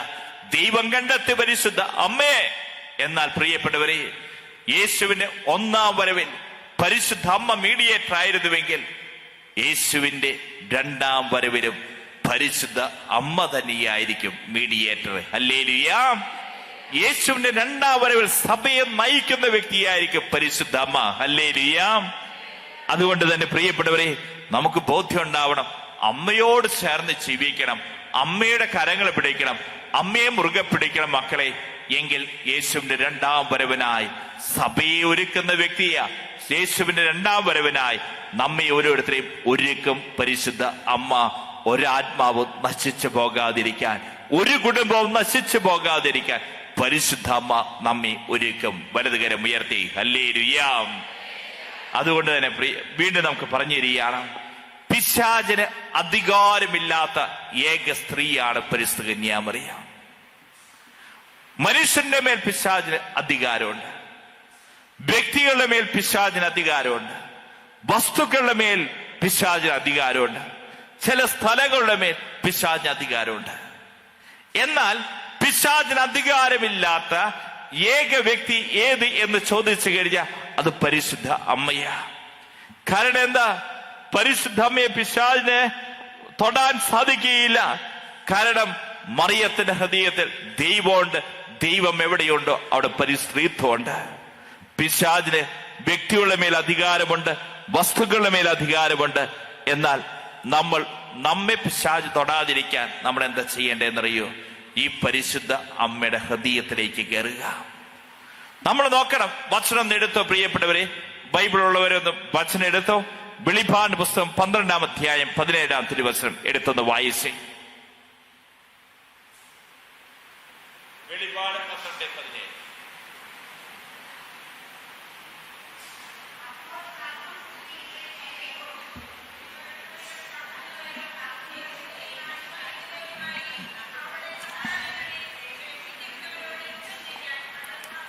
ഹല്ലേലൂയ. ഒന്നുകൂടി ആ വചനം വായിച്ച്. അപ്പോൾ സർപ്പം സ്ത്രീയുടെ നേരെ കോപിച്ചു. അപ്പോൾ സർപ്പം എന്ന് പറയുന്ന വെളിപ്പാട് പുസ്തകം പറയുന്ന സർപ്പാര? പിശാചിന് നേരെ. അപ്പോൾ സർപ്പം പിശാച് സ്ത്രീയുടെ നേരെ കോപിച്ചു. വെളിപ്പാട് പുസ്തകം പറയുന്ന സ്ത്രീ ആരാ? പരിശുദ്ധ അമ്മയുടെ നേരെ കോപിച്ചു. സർപ്പം പരിശുദ്ധ അമ്മയുടെ, സാത്താൻ പരിശുദ്ധ അമ്മയുടെ നേരെ കോപിച്ചു. തുടർന്ന് പറയുകയാണ്, എന്താ വചനം വായിച്ചേ? ദൈവകൽപ്പനകൾ കാക്കുന്നവരും യേശുവിന് സാക്ഷ്യം വഹിക്കുന്നവരുമായ അവളുടെ സന്താനങ്ങളിൽ ശേഷിച്ചവരോട് യുദ്ധം ചെയ്യുവാൻ അത് പുറപ്പെട്ടു. ദൈവകൽപ്പന അനുസരിക്കുന്നവരും യേശുവിന് സാക്ഷ്യം വഹിക്കുന്നവരുമായ പരിശുദ്ധ അമ്മയുടെ സന്താനങ്ങൾ ആരാ? നമ്മൾ ഓരോരുത്തരോടും ദൈവകൽപ്പനകൾ അനുസരിക്കുന്നവര് യേശുവിന് സാക്ഷ്യം വഹിക്കുന്നവരുമായ പരിശുദ്ധ അമ്മയുടെ മക്കൾ ആരാ? നമ്മളോട് യുദ്ധം ചെയ്യുവാൻ വേണ്ടി ആരിറങ്ങി തിരിച്ചേക്കുക? പിശാച് ഇറങ്ങി തിരിച്ചേക്കുക. പിശാച് അതല്ലേ? അപ്പോൾ സാത്താൻ സ്ത്രീയുടെ നേരെ തിരിഞ്ഞു. ദൈവകൽപ്പനകൾ അനുസരിക്കുന്നവരും യേശുവിന് സാക്ഷ്യം വഹിക്കുന്നവരുമായ അവളുടെ സന്താനങ്ങളോട് യുദ്ധം ചെയ്യുവാൻ വേണ്ടി ഇതാ സാത്താൻ ഇറങ്ങി പുറപ്പെട്ടിരിക്കുക. ഈ സാത്താനുമായുള്ള പോരാട്ടത്തിൽ ഒരു ക്രൈസ്തവന്റെ ഏറ്റവും വലിയ ആയുധമാണ് മക്കളെ ജപമാല. ജപമാല എവിടെ മുറിയുന്നുണ്ടോ അവിടെ പിശാച് നുഴഞ്ഞു കയറും. ഹല്ലേലൂയ. ഒന്ന് പറഞ്ഞ്, ജപമാല മുറിഞ്ഞ പിശാച് നുഴഞ്ഞു കയറും. ഒന്ന് പറഞ്ഞ്, ചില കുടുംബങ്ങളെ കാണാൻ സാധിക്കും. സംശയത്തിന്റെ വേരുകൾ, അംഗീകരിക്കാൻ പറ്റാത്ത അവസ്ഥ, സ്നേഹിക്കാൻ പറ്റാത്ത അവസ്ഥ, സ്നേഹം മരവിച്ചു പോയിരിക്കുന്ന അവസ്ഥ. എപ്പോഴാണ് നമ്മുടെ കുടുംബത്തിൽ ഇതുപോലത്തെ അവസ്ഥകളിലൂടെ കടന്നു പോകുന്നേ? നമ്മുടെ കുടുംബത്തിൽ പിശാച് കയറുന്നത് ജപമാല മുറിയുമ്പോഴാ പിശാച് കുടുംബത്തിലേക്ക് നുഴഞ്ഞു കയറിയിരിക്കുന്നത്. ഇന്ന് ഏതെങ്കിലും കുടുംബങ്ങൾ അസ്വസ്ഥതകളിലൂടെ കടന്നു പോകുന്നു, സമാധാനം ഇല്ലാത്ത അവസ്ഥ, എന്ത് ചെയ്താലും ശരിയാവാത്ത അവസ്ഥ. ആ കുടുംബം ഒന്ന് തിരിച്ചറിഞ്ഞു. ആ കുടുംബത്തിൽ ജപമാല മുറിഞ്ഞപ്പോഴല്ലേ പിശാച് ആ കുടുംബത്തിലേക്ക് നുഴഞ്ഞു കയറിയത്. Hallelujah, hallelujah. പ്രിയപ്പെട്ടവരെ, അച്ഛനൊരു സംഭവം പറയാം. അച്ഛന്മാരുടെ വലിയ സങ്കടം എന്ന് പറഞ്ഞ് അങ്ങനെ എന്താ അച്ഛന്മാർക്ക് സങ്കടമുള്ളതല്ലേ? നമ്മൾ അങ്ങനെ ചിന്തിക്കും. അച്ഛന്മാർക്ക് എന്താ സങ്കടമുള്ള? വളരെ സുഖാണെന്നൊക്കെ വിചാരിക്കും. എന്നാൽ അച്ഛന്മാരുടെ സങ്കടം എന്നൊക്കെ പറയുന്നത് നിങ്ങൾ കാണുന്ന പോലത്തെ സങ്കടമല്ല അച്ഛന്മാരുടെ സങ്കടം. എൻ്റെ ഒരു സങ്കടം അച്ഛൻ ഞാൻ പറയാം. ഞാന് ഒരു തൃശ്ശൂർ രൂപതയിലെ ഒരു പള്ളിയിൽ വിവാഹം ആസ്വദിച്ചു. വിവാഹത്തിന് വന്നിരിക്കുന്ന ആൾത്താരെ മുമ്പിൽ നിൽക്കുന്ന ദമ്പതികൾ എന്ന് പറയുന്നത് രണ്ടുപേരും ഡോക്ടേഴ്സാണ്. ഭാര്യയും ഡോക്ടർ, വരനും ഡോക്ടർ, വധുവും ഡോക്ടറായിട്ടുള്ള വ്യക്തി. കല്യാണത്തിന് വന്നിരിക്കും പള്ളി നിറയെ ഭൂരിഭാഗം പേരും ഡോക്ടേഴ്സ്. ഇവരെ കൂടെ പഠിച്ചിരിക്കുന്ന വ്യക്തികള് രണ്ടുപേരും MBBS MD കഴിഞ്ഞിരിക്കുന്ന. അവർക്ക് ബുദ്ധിയുടെ കുറവുണ്ടോ? ഇല്ല. വിദ്യാഭ്യാസത്തിന് കുറവുണ്ടോ? രണ്ടുപേരും പെണ്ണിനെ കണ്ടു കഴിഞ്ഞാൽ ഒരു ജ്വല്ലറിയുടെ പരസ്യം പോലെയാ. സ്വർണ്ണൊക്കെ ഇങ്ങനെ എല്ലാം തൂക്കിയിട്ട് അവളിങ്ങനെ വന്ന് അൽത്താരുടെ മുമ്പിൽ നിൽക്കുന്നുണ്ട്, ജ്വല്ലറിയുടെ പരസ്യം. അതിനുശേഷം രണ്ടുപേരും വളരെ സ്മാർട്ടായിട്ടുള്ളത്. അച്ഛൻ അവിടെ കല്യാണം കെട്ടിച്ചു കൊടുക്കുന്നു. ഞാനും മനോഹരമായിട്ട് അവരെ കുറിച്ച് പ്രസംഗമൊക്കെ പറഞ്ഞ് നല്ല മിടുക്കരായ വ്യക്തിയാണ്, നല്ല പ്രഗത്ഭരായ ഡോക്ടർമാരാ. ഇതിനുശേഷം പ്രിയപ്പെട്ടവരെ, അവർ കല്യാണം കഴിഞ്ഞു. ആ ദിവസങ്ങളിൽ അച്ഛനെ കണ്ട് നന്ദി പറയാനൊക്കെ എൻ്റെ അടുത്തേക്ക് വന്നു. ഞാൻ അവർക്ക് പ്രാർത്ഥിച്ചൊക്കെ വിട്ടു. ഇതിനുശേഷം പ്രിയപ്പെട്ടവരെ, ഏകദേശം 6 മാസം കഴിഞ്ഞപ്പോ രണ്ടുപേരും കൂടി എൻ്റെ അടുക്കൽ വന്നേക്കുക. അച്ഛാ, ചിരിച്ചോണ്ട് വന്നിട്ട് പറയുന്നത്, അച്ഛാ ഞങ്ങള് സെപ്പറേറ്റ് ചെയ്യാൻ തീരുമാനിച്ചു. അച്ഛാ, ഞങ്ങൾക്ക് ഒരുമിച്ച് പോകാൻ പറ്റില്ല, അതുകൊണ്ട് ഞങ്ങൾ സെപ്പറേറ്റ് ചെയ്യാൻ തീരുമാനിച്ചു. അവർ വളരെ ചിരിച്ച് കൂളായിട്ട് എൻ്റെ അടുത്ത് വന്ന് പറയുക, അച്ഛാ ഞങ്ങൾ സെപ്പറേറ്റ് ചെയ്യാൻ തീരുമാനിച്ചു, ഡിവോഴ്സ് ചെയ്യാൻ തീരുമാനിച്ചു എന്ന്. ഇത് കേട്ട് കഴിയുമ്പോൾ അച്ഛന് ഇടിവെട്ടേറ്റതുപോലെയായി. കാരണം ഞാൻ ചെയ്തൊരു തെറ്റ് അവിടെ കല്യാണം കെട്ടിച്ചു കൊടുത്തു എന്നുള്ളതാ. ഞാൻ അത്രയും സ്വപ്നം കണ്ട നല്ല മക്കളാണല്ലോ രണ്ടുപേരും, ഡോക്ടേഴ്സ് ആണല്ലോ, നല്ല വിദ്യാഭ്യാസം ഉണ്ടല്ലോ, നല്ല കത്തോലിക്ക വിശ്വാസം വളർന്നു വന്നതാണല്ലോ. ഞാൻ ഈ കൊച്ചുങ്ങളോട് ചോദിച്ചു, എന്തു പറ്റി മക്കളെ? ഞാൻ വേദനയോടാ, എനിക്കൊരു ഷോക്കേറ്റ് പോലെ, എന്തു പറ്റി മക്കളെ?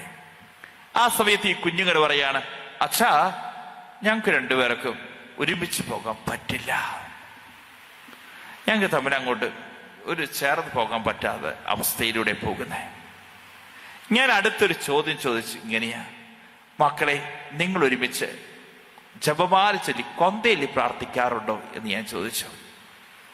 അപ്പൊ ഈ വ്യക്തി പെൺകൊച്ചനോട് പറഞ്ഞു, അച്ഛാ ആദ്യ ദിവസങ്ങളൊക്കെ ഞങ്ങൾ ഒരുമിച്ച് പ്രാർത്ഥിക്കുകയായിരുന്നു. എന്നാൽ പിന്നീട് ഞങ്ങൾക്ക് രണ്ടുപേരും ജോലിയുടെ ഷിഫ്റ്റ്, ഡ്യൂട്ടി കാര്യങ്ങൾ, അവിടുത്തെ ടെൻഷൻ, സ്ട്രെസ് ഇതെല്ലാം വന്നു കഴിയുമ്പോൾ പലപ്പോഴും 2 നേരങ്ങളൊക്കെ ആയിരിക്കും ഞങ്ങൾ ഡ്യൂട്ടി കാര്യങ്ങൾ കിട്ടുന്നത്. അതുപോലെ രണ്ടുപേരെ സംബന്ധിച്ചിടത്തോളം ജോലി കാര്യങ്ങളൊക്കെ വന്നു കഴിയുമ്പോൾ ഞങ്ങൾ ക്ഷീണമായിരിക്കും. അതുകൊണ്ട് ഞങ്ങൾക്ക് ജപമാല ചൊല്ലി പ്രാർത്ഥിക്കാൻ സമയം കിട്ടാറില്ല എന്ന് പറഞ്ഞു. ഞാൻ ഇവരോട് കുറച്ചേരൊക്കെ സംസാരിച്ചതിന് ശേഷം ഈ കൊച്ചുങ്ങളോട് പറഞ്ഞു, മക്കളെ നിങ്ങൾ ഡിവോഴ്സ് ചെയ്തു, പക്ഷെ നിങ്ങൾ അച്ഛന് 1 മാസം തരണം, അച്ഛന് 1 മാസം തരണം. അത് കുഴപ്പമില്ല അച്ഛാ, ഡിവോഴ്സൊക്കെ തീരാൻ വേണ്ടി 5-6 മാസം എടുക്കും അച്ഛൻ, അച്ഛൻ ഒന്നിക്കൂടെ 1 മാസം തരാം. ഞാൻ ആ സമയത്ത് ഈ കൊച്ചുങ്ങളോട് ചോദിച്ചു, അതല്ല മക്കളെ അച്ഛൻ ആവശ്യപ്പെടാൻ പോകുന്നത്. നിങ്ങൾ രണ്ടുപേരും ജോലി ചെയ്തുകൊണ്ടിരിക്കുക, 1 മാസത്തേക്ക് രണ്ടുപേരും ലീവ് എടുത്ത് എൻ്റെ കൂടെ ജെറുസലേം ധ്യാന കേന്ദ്രത്തിൽ വന്ന് താമസിക്കണം. അപ്പൊ അവര് പറഞ്ഞു, അതൊന്നും സാധിക്കുന്ന കാര്യമില്ല അച്ഛാ, അതൊന്നും പറ്റില്ല. കാരണം ഞങ്ങൾ രണ്ടുപേരും ഡോക്ടേഴ്സാണ്, ഞങ്ങളുടെ കീഴിൽ ഇത്ര പേഷ്യൻസ് കാര്യങ്ങളുണ്ട്, ഞങ്ങൾ ജോലിക്ക് അവിടെ ചെന്നില്ലെങ്കിൽ ഞങ്ങൾക്ക് അവിടെ നിന്ന് ഞങ്ങൾ ടെർമിനേറ്റ് ചെയ്യും. മാത്രമല്ല ഞങ്ങൾ അവിടെ ജോലി ചെയ്തില്ലെങ്കിൽ അടുത്ത ബുദ്ധിമുട്ട് എന്ത് ചെയ്യും? ഹോസ്പിറ്റലിൽ ഞങ്ങൾക്ക് ലീവ് തരാൻ ഒരു സാധ്യതയില്ല.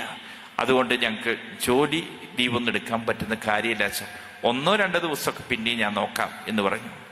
ആ സമയത്ത് ഞാൻ പറഞ്ഞു, അല്ല, 1 മാസത്തേക്ക് നിങ്ങൾ ലീവ് എടുക്കണം. അതിനുശേഷം ഇവര് ജോലി ചെയ്യുന്ന ഹോസ്പിറ്റലിൽ എനിക്കറിയാം. ഞാൻ അവിടുത്തെ ഡയറക്ടേഴ്സിനെ വിളിക്കുകയാണ്. 2 സ്ഥലത്തെയും ഡയറക്ടേഴ്സിനെ വിളിച്ചു.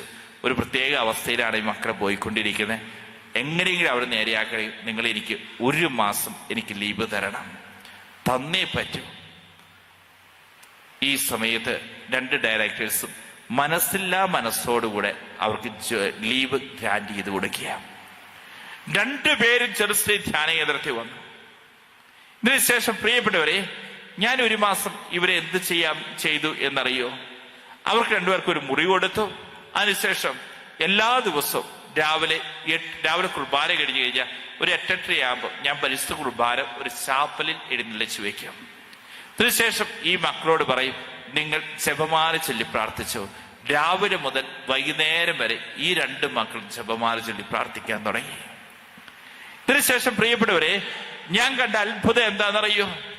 ഇവർ 2 പേരും ഇത്രയും കഴിഞ്ഞ 6 മാസമായി വിവാഹം കഴിഞ്ഞിട്ട് അവർ ചെല്ലേണ്ടിയിരുന്ന ജപമാല പ്രാർത്ഥനകളെല്ലാം മുറിഞ്ഞു പോയിട്ടുണ്ട്.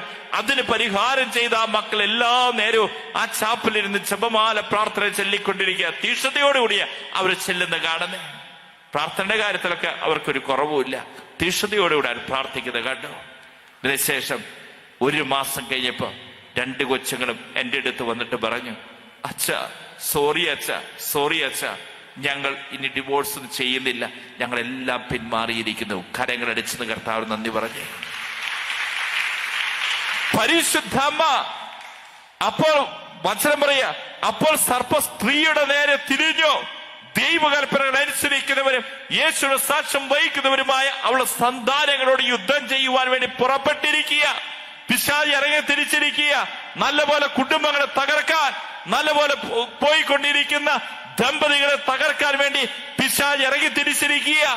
എന്നാൽ പിശാചുമായുള്ള പോരാട്ടത്തിൽ ഒരു ക്രൈസ്തവന്റെ ഏറ്റവും വലിയ ആയുധമാ ജപമാല മുറിഞ്ഞു. അവിടെ പിശാച് നുഴഞ്ഞു കയറും. നമ്മുടെ കുടുംബങ്ങളെ കാണാൻ സാധിക്കും. അസ്വസ്ഥകൾ, പീഡകൾ, സംശയങ്ങൾ, അംഗീകരിക്കാൻ പറ്റാത്ത അവസ്ഥ, സ്നേഹം മരവിച്ചു പോയിരിക്കുന്ന അവസ്ഥ എന്നുണ്ടായേ എന്റെ കുടുംബത്തിൽ ജപമാല മുറിഞ്ഞപ്പോഴാ പിശാച് നുഴഞ്ഞു കയറിയിരിക്കുന്നത്. എന്നാൽ പിശാച് ഏറ്റവും ഭയപ്പെടുന്ന വ്യക്തിയാണ്, യേശു കഴിഞ്ഞ ഏറ്റവും കൂടുതൽ ഭയപ്പെടുന്ന വ്യക്തിയാണ് പരിശുദ്ധ അമ്മ. ഈ പരിശുദ്ധ അമ്മ ഈ അമ്മയെ വിളിച്ച് പ്രാർത്ഥിച്ചോ മക്കളെ, നമ്മുടെ കുടുംബം തകരില്ല. നമ്മുടെ കുടുംബങ്ങളെ അസ്വസ്ഥകൾ, പീഡകൾക്കെല്ലാം അവിടെ വിടുതലും വിമോചനവും നമുക്ക് കാണാൻ സാധിക്കും. വലതുകരം ഉയർത്തി ഹല്ലേലൂയ, ഹല്ലേലൂയ. വീണ്ടും ഈ മരിയൻ കൺവെൻഷൻ നമുക്ക് പറഞ്ഞു തരിക, എന്തിനാ നമ്മെ തന്നെ പരിശുദ്ധ അമ്മയ്ക്ക് സമർപ്പിക്കുന്നത്? 7-മതായി പറയുന്നു, മറിയം കൃപാവര പൂർണ്ണയാണ്. മറിയം കൃപാവര പൂർണ്ണയാണ്. പുത്രനിൽ എല്ലാ പുണ്യങ്ങളും ഉണ്ട്. എന്നാൽ പുത്രൻ എല്ലാ പുണ്യങ്ങളും പരിശുദ്ധ അമ്മയാണ് ഏൽപ്പിച്ചിരിക്കുന്നത്. അപ്പൊ പലരും വിമർശിക്കാറുണ്ട്, യേശുവാണല്ലോ ഏക മധ്യസ്ഥൻ, മറിയത്തിന് മാധ്യസ്ഥം ആവശ്യമുണ്ടോ? യേശുവാണ് ഏക മധ്യസ്ഥൻ, മറിയത്തിന് മാധ്യസ്ഥം നമുക്ക് ആവശ്യമുണ്ടോ? അതേ പ്രിയപ്പെട്ടവരെ, യേശു തന്റെ പീഡാസഹനത്തിലൂടെ കുരിശു മരണത്തിലൂടെ നമുക്ക് രക്ഷ നേടിത്തന്നുവെങ്കിൽ ആ രക്ഷയുടെ വിതരണക്കാരിയായി സ്വർഗം നിയോഗിച്ചിരിക്കുന്ന വ്യക്തിയാണ് പരിശുദ്ധ അമ്മ. ദൈവത്തിന്റെ കൃപാവരങ്ങൾ നമുക്ക് ലഭിക്കണമെങ്കിൽ നമ്മൾ ഒരാളെ വിളിച്ച് പ്രാർത്ഥിച്ചാൽ മതി. നമുക്ക് റേഷൻ കടയിൽ എല്ലാ സാധനവും കൊണ്ടുപോയി ഇറക്കിയിട്ടുണ്ട്. എന്നാൽ അവിടെ വിതരണക്കാരനായ ഒരു വ്യക്തിയുണ്ട്. ആ വിതരണക്കാരൻ വിതരണം ചെയ്താൽ നമുക്ക് അരിയും പഞ്ചസാരയും സോപ്പൊക്കെ നമുക്ക് കിട്ടുള്ളൂ. ഇതേപോലെ തന്നെ സ്വർഗത്തിന്റെ എല്ലാ രക്ഷയും നമുക്ക് ലഭിക്കുവാൻ സ്വർഗം നിയോഗിച്ചിരിക്കുന്ന കൃപാവരങ്ങളുടെ പൂർണ്ണയാണ് പരിശുദ്ധ അമ്മ. അതുകൊണ്ട് തന്നെ സ്വർഗത്തിന്റെ ദാനങ്ങൾ മറിയത്തിന്റെ കൈകളിലൂടെയാണ് നമുക്ക് കിട്ടുന്നത്. വലതുകരം ഉയർത്തി ഹല്ലേലൂയ. അമ്മയെ വിളിച്ചോ, സ്വർഗത്തിന്റെ ദാനങ്ങൾ, ദൈവത്തിന്റെ കൃപാവരം മറിയത്തിന്റെ കരങ്ങളിലൂടെയാണ് നമുക്ക് ലഭിക്കുന്നത്. വീണ്ടും നമുക്ക് പറഞ്ഞിരിക്കുകയാണ്, അന്ത്യകാല പ്രേക്ഷിതരെ ഒരുക്കുന്നവളാണ് പരിശുദ്ധ അമ്മ. സഭ അന്ത്യകാല പ്രേക്ഷിതരെ നയിക്കുന്ന വ്യക്തിയാണ് പരിശുദ്ധ അമ്മ. ആദിമ സഭയെ വെല്ലുന്ന വിശുദ്ധാത്മാക്കൾ അന്ത്യകാല സഭയിൽ ഉണ്ടാകും. ഈ കാലഘട്ടത്തിൽ കണ്ടിട്ടില്ലേ, കേരള സഭയിൽ നിന്ന് പോലും ആദിമസഭയെ വെല്ലുന്ന രീതിയിലുള്ള വിശുദ്ധാത്മാക്കൾ ഈ കാലഘട്ടത്തിൽ കണ്ടിട്ടില്ലേ? ഒരു പെൺകൊച്ച, അവളുടെ പേര് ഞാൻ മറന്നുപോയി. അവള് കോളേജ് ലെക്ചറൊക്കെ ആയിരുന്നു. ക്യാൻസർ ബാധിച്ച് മരിച്ചു. അവളുടെ ശരീരം ക്യാൻസർ രോഗത്താൽ പീഡിപ്പിക്കപ്പെട്ടപ്പോൾ അവൾ ആഗ്രഹിച്ചൊരു കാര്യമുണ്ട്, ഒരിക്കൽ പോലും വിശുദ്ധ കുർബാന മുടങ്ങരുത് എന്ന്. വിശുദ്ധിയോടുകൂടി ജീവിച്ച ജീസസ് യൂത്തിലെ ആ മകള്, എന്താ അവളുടെ പേര്?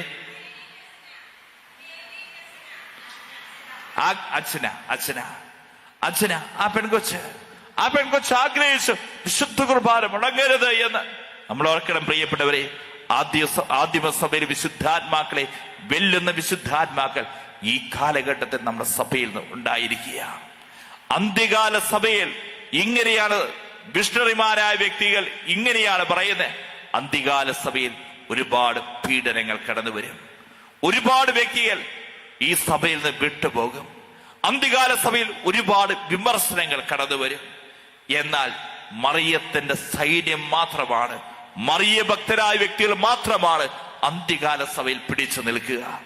അതുകൊണ്ട് തന്നെ പ്രിയപ്പെട്ടവരെ, അന്ത്യകാലത്തിൽ വിശ്വാസം നിലനിൽക്കണമോ, മറിയത്തിന്റെ സൈന്യനിരയെ, മറിയത്തിന്റെ സൈന്യത്തിൽ അംഗമാകുക.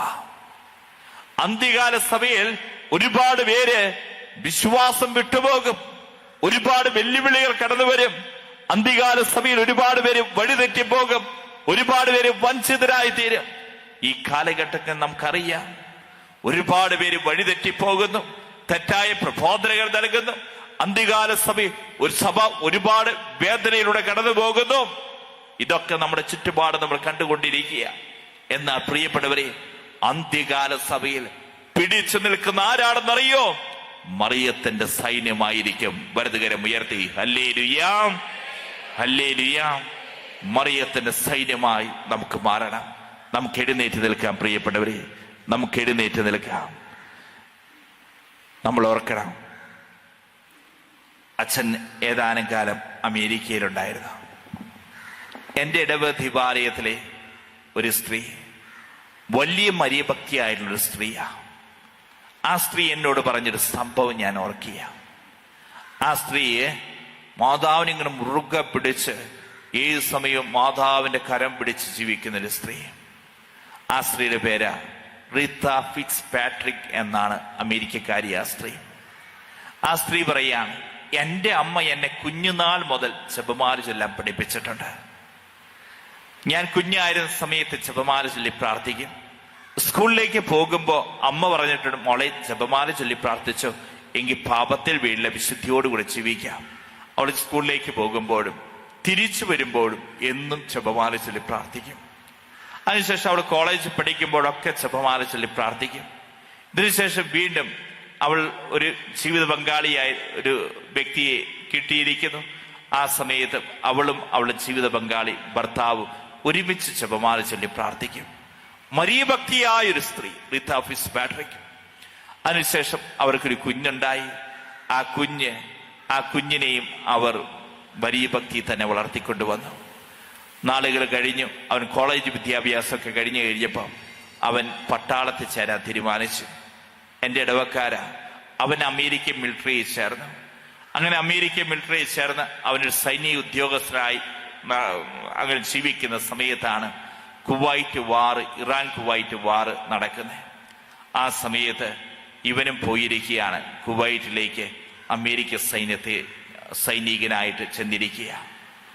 അങ്ങനെ ഇരിക്കുന്ന സമയത്താണ് ഞാനായിരുന്ന ആ ഇടവ ദേവാലയത്തിൽ ഒരു ധ്യാനം നടക്കുന്നു. രാവിലെ മുതൽ വൈകുന്നേരം വരെ ധ്യാനം നടക്കുന്നു. അങ്ങനെ രാവിലെ 9 മണിക്ക് ധ്യാനം ആരംഭിച്ചു.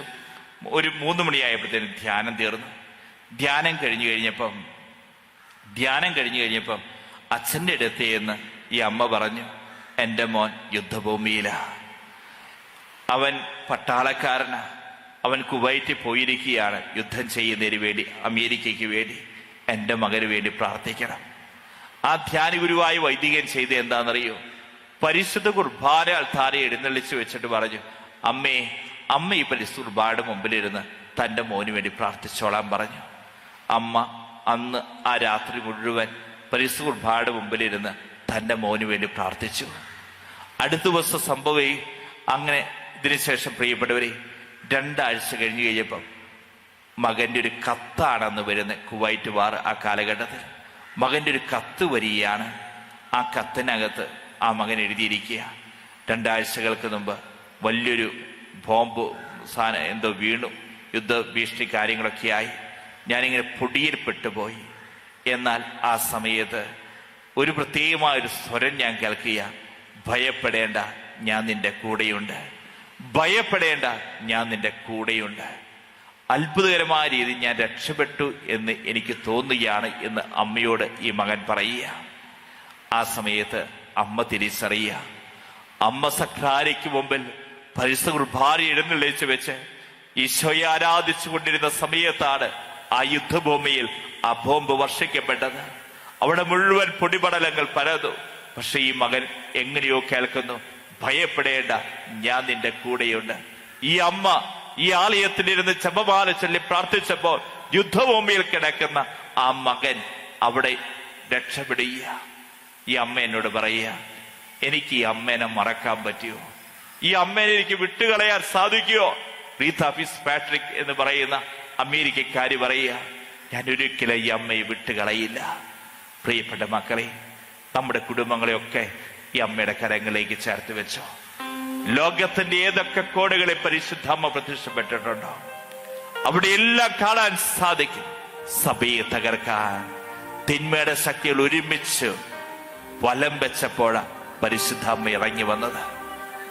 ഈ കാലഘട്ടത്തിലും പ്രിയപ്പെട്ടവരെ, തിന്മയുടെ ശക്തികൾക്ക്, അന്ധകാര ശക്തികൾക്ക് എതിരെയുള്ള ഏറ്റവും വലിയ ആയുധമാണ് ജപമാല. യൂപ്രാസീമിയയുടെ മുമ്പിൽ പിശാച് പ്രത്യക്ഷപ്പെട്ടുകൊണ്ട് പറഞ്ഞു, ഞാൻ നിന്നെ ഇനി ഒരിക്കലും ഉപദ്രവിക്കുകയില്ല, ഈശോയിലും മാതാവിനും ഉപേക്ഷിച്ചാൽ മതി. ആ സമയത്ത് യൂപ്രാസീമ പറഞ്ഞു, ഞാൻ ഒരിക്കലും ചെയ്യില്ല, എനിക്ക് യേശു മാതാവില്ലാതെ ജീവിക്കാൻ പറ്റില്ല. ഇതേപോലെ തന്നെ സഭയെ നമുക്ക് കാണാൻ സാധിക്കും. ഒരുപാട് പിശാചുകളെ പുറത്താക്കിയ വൈദികരുണ്ട്. ഈ വൈദികൻ ഏറ്റവും കൂടുതൽ പിശാചിനെ ഒഴിവാക്കിയത് ഗബ്രിയേൽ ആമോത്ത് എന്ന് പറയുന്ന വൈദികൻ ഏറ്റവും കൂടുതൽ പിശാചുകളെ ഒഴിവാക്കിയത് ജപമാല പ്രാർത്ഥന ചൊല്ലിക്കൊണ്ട ഏറ്റവും കൂടുതൽ പിശാചുകളെ പുറത്താക്കിയിട്ടുള്ളത്. മിസ്റ്റർ ഡൊമിനിക് അൽബേജിയം പാഷണതയ്ക്കെതിരെ ശക്തമായി പ്രവർത്തിച്ച വ്യക്തിയാണ്. രാത്രിയുടെ യാമങ്ങളിൽ അദ്ദേഹം ദിവ്യകാരണത്തിന് മുമ്പിൽ വന്ന് മുട്ടുകുത്തും. സഭ തകർന്നു പോവുകയാണല്ലോ, അനേക മക്കൾ വിശ്വാസത്തിൽ നിന്ന് ഓടിപ്പോകുകയാണല്ലോ. ആ സമയം പരിശുദ്ധ അമ്മ പ്രത്യക്ഷപ്പെട്ട് ഈ മിസ്റ്റർ ഡൊമിനിക് ഒരു ആയുധം കൊടുക്കുക, അതാ ജപമാല. മിസ്റ്റർ ഡൊമിനിക് തന്റെ കരങ്ങളെ ആ ജപമാല എടുത്ത് പിടിച്ചു, ജപമാല ചൊല്ലി പ്രാർത്ഥിച്ചു, ജപമാല ഭക്തി പ്രചരിപ്പിച്ചു. അൽബേജിയം ഭാഷത അവിടെ നിന്ന് വിട്ടുപോകുക. വീണ്ടും നമ്മൾ കാണുക, യേശുവിന്റെ ഉത്ഥാനത്തിന് ശേഷം ശിഷ്യന്മാർ ഭയചകിതരായിരിക്കുക. ആ സമയത്ത് പരിശുദ്ധ അമ്മയെ അവരെ കൂട്ടിപ്പിടിച്ചിരിക്കുന്നത്. പരിശുദ്ധ അമ്മയും സ്നേഹന്മാരും ഒരുമിച്ച് ചേർന്ന് പ്രാർത്ഥിച്ചപ്പോഴാണ് അവിടെ പരിശുദ്ധാത്മാവ് ഇറങ്ങി വരുന്നത്. പ്രതിസന്ധികളുടെ നിമിഷങ്ങളെല്ലാം പരിശുദ്ധ അമ്മയാ നമ്മുടെ രക്ഷ. പരിശുദ്ധ അമ്മയെ മക്കളെ നമ്മുടെ രക്ഷ. ഈ കാലഘട്ടത്തെ നമുക്ക് പറഞ്ഞു തരിക, നിന്റെ കുടുംബം പ്രതിസന്ധികളിലൂടെ കടന്നു പോകുന്നുണ്ടോ? നീ ഒരു തീരുമാനം എടുക്ക. ജപമാല മുറിയില്ല. വ്യക്തിപരമായ ജീവിതത്തിൽ ജപമാല ചൊല്ലി പ്രാർത്ഥിക്ക. 4 ജപമാല ഒരു ദിവസം ചൊല്ലി പ്രാർത്ഥിക്കാൻ നിനക്ക് സാധിച്ച നീ ഈ സമയം എന്ത് കാര്യത്തിന് വേണ്ടി പ്രാർത്ഥിക്കുന്നേ, അത് അത്ഭുതം നടക്കും മോളെ നിന്റെ ജീവിതത്തിൽ, നിന്റെ കുടുംബത്തിൽ.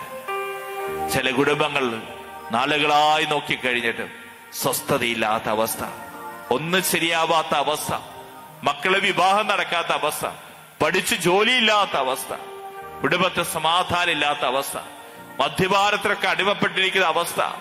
നീ ത്യാഗത്തോടുകൂടെ ജപമാല ചൊല്ലി പ്രാർത്ഥിച്ചു. ഞാൻ പലപ്പോഴും ധ്യാനങ്ങളിൽ പറയാറുണ്ട്, രഹസ്യ ജീവിതത്തിൽ പരിഹാരം ചെയ്ത് പ്രാർത്ഥിച്ചു. ഒരു കുടുംബം എന്റെ അടുത്ത് വന്നിട്ട് പറയുക, അച്ഛാ, ഞങ്ങൾ എന്തിനാ ജീവിക്കുന്നത്? ഞങ്ങൾ സമ്പാദിച്ച് മുഴുവൻ ഏക മകന്റെ വിദ്യാഭ്യാസത്തിന് വേണ്ടി ഞങ്ങൾ ചെലവഴിച്ചു. ഇപ്പൊ ആ മകന് വിശ്വാസമില്ല, കൂദാശ ജീവിതമില്ല, ഡ്രഗ്സ് അഡിക്റ്റഡ് ആയിരിക്കുന്ന അവസ്ഥയാ. ഞങ്ങൾ എന്താ ചെയ്യാ? ആ സമയത്ത് ഞാൻ ആ അമ്മയോട് പറഞ്ഞു, അമ്മേ, രഹസ്യ ജീവിതത്തിൽ പരിഹാരം ചെയ്ത് പ്രാർത്ഥിച്ചു. ഈ അമ്മ 4:30 മണിക്ക് എഴുന്നേക്കും, അമ്മയും അപ്പനും കൂടി.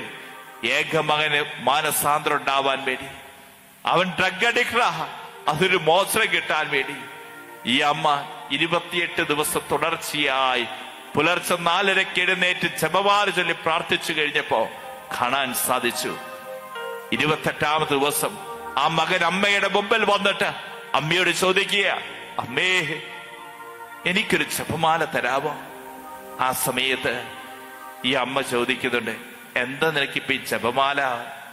അപ്പൊ ആ മകൻ പറയാ, ഇന്നലെ രാത്രി ഞാൻ കിടന്നുറങ്ങുമ്പോ എന്റെ കണ്ണിന്റെ മുന്നിലേക്ക് ഒരു ജപമാല ഇങ്ങനെ തൂങ്ങി വരുന്നുണ്ട്. ഒരു സ്ത്രീ ഇങ്ങനെ ഒരു ജപമാല ഇങ്ങനെ തൂക്കി കാണിച്ചുകൊണ്ട് വരുന്നുണ്ട്.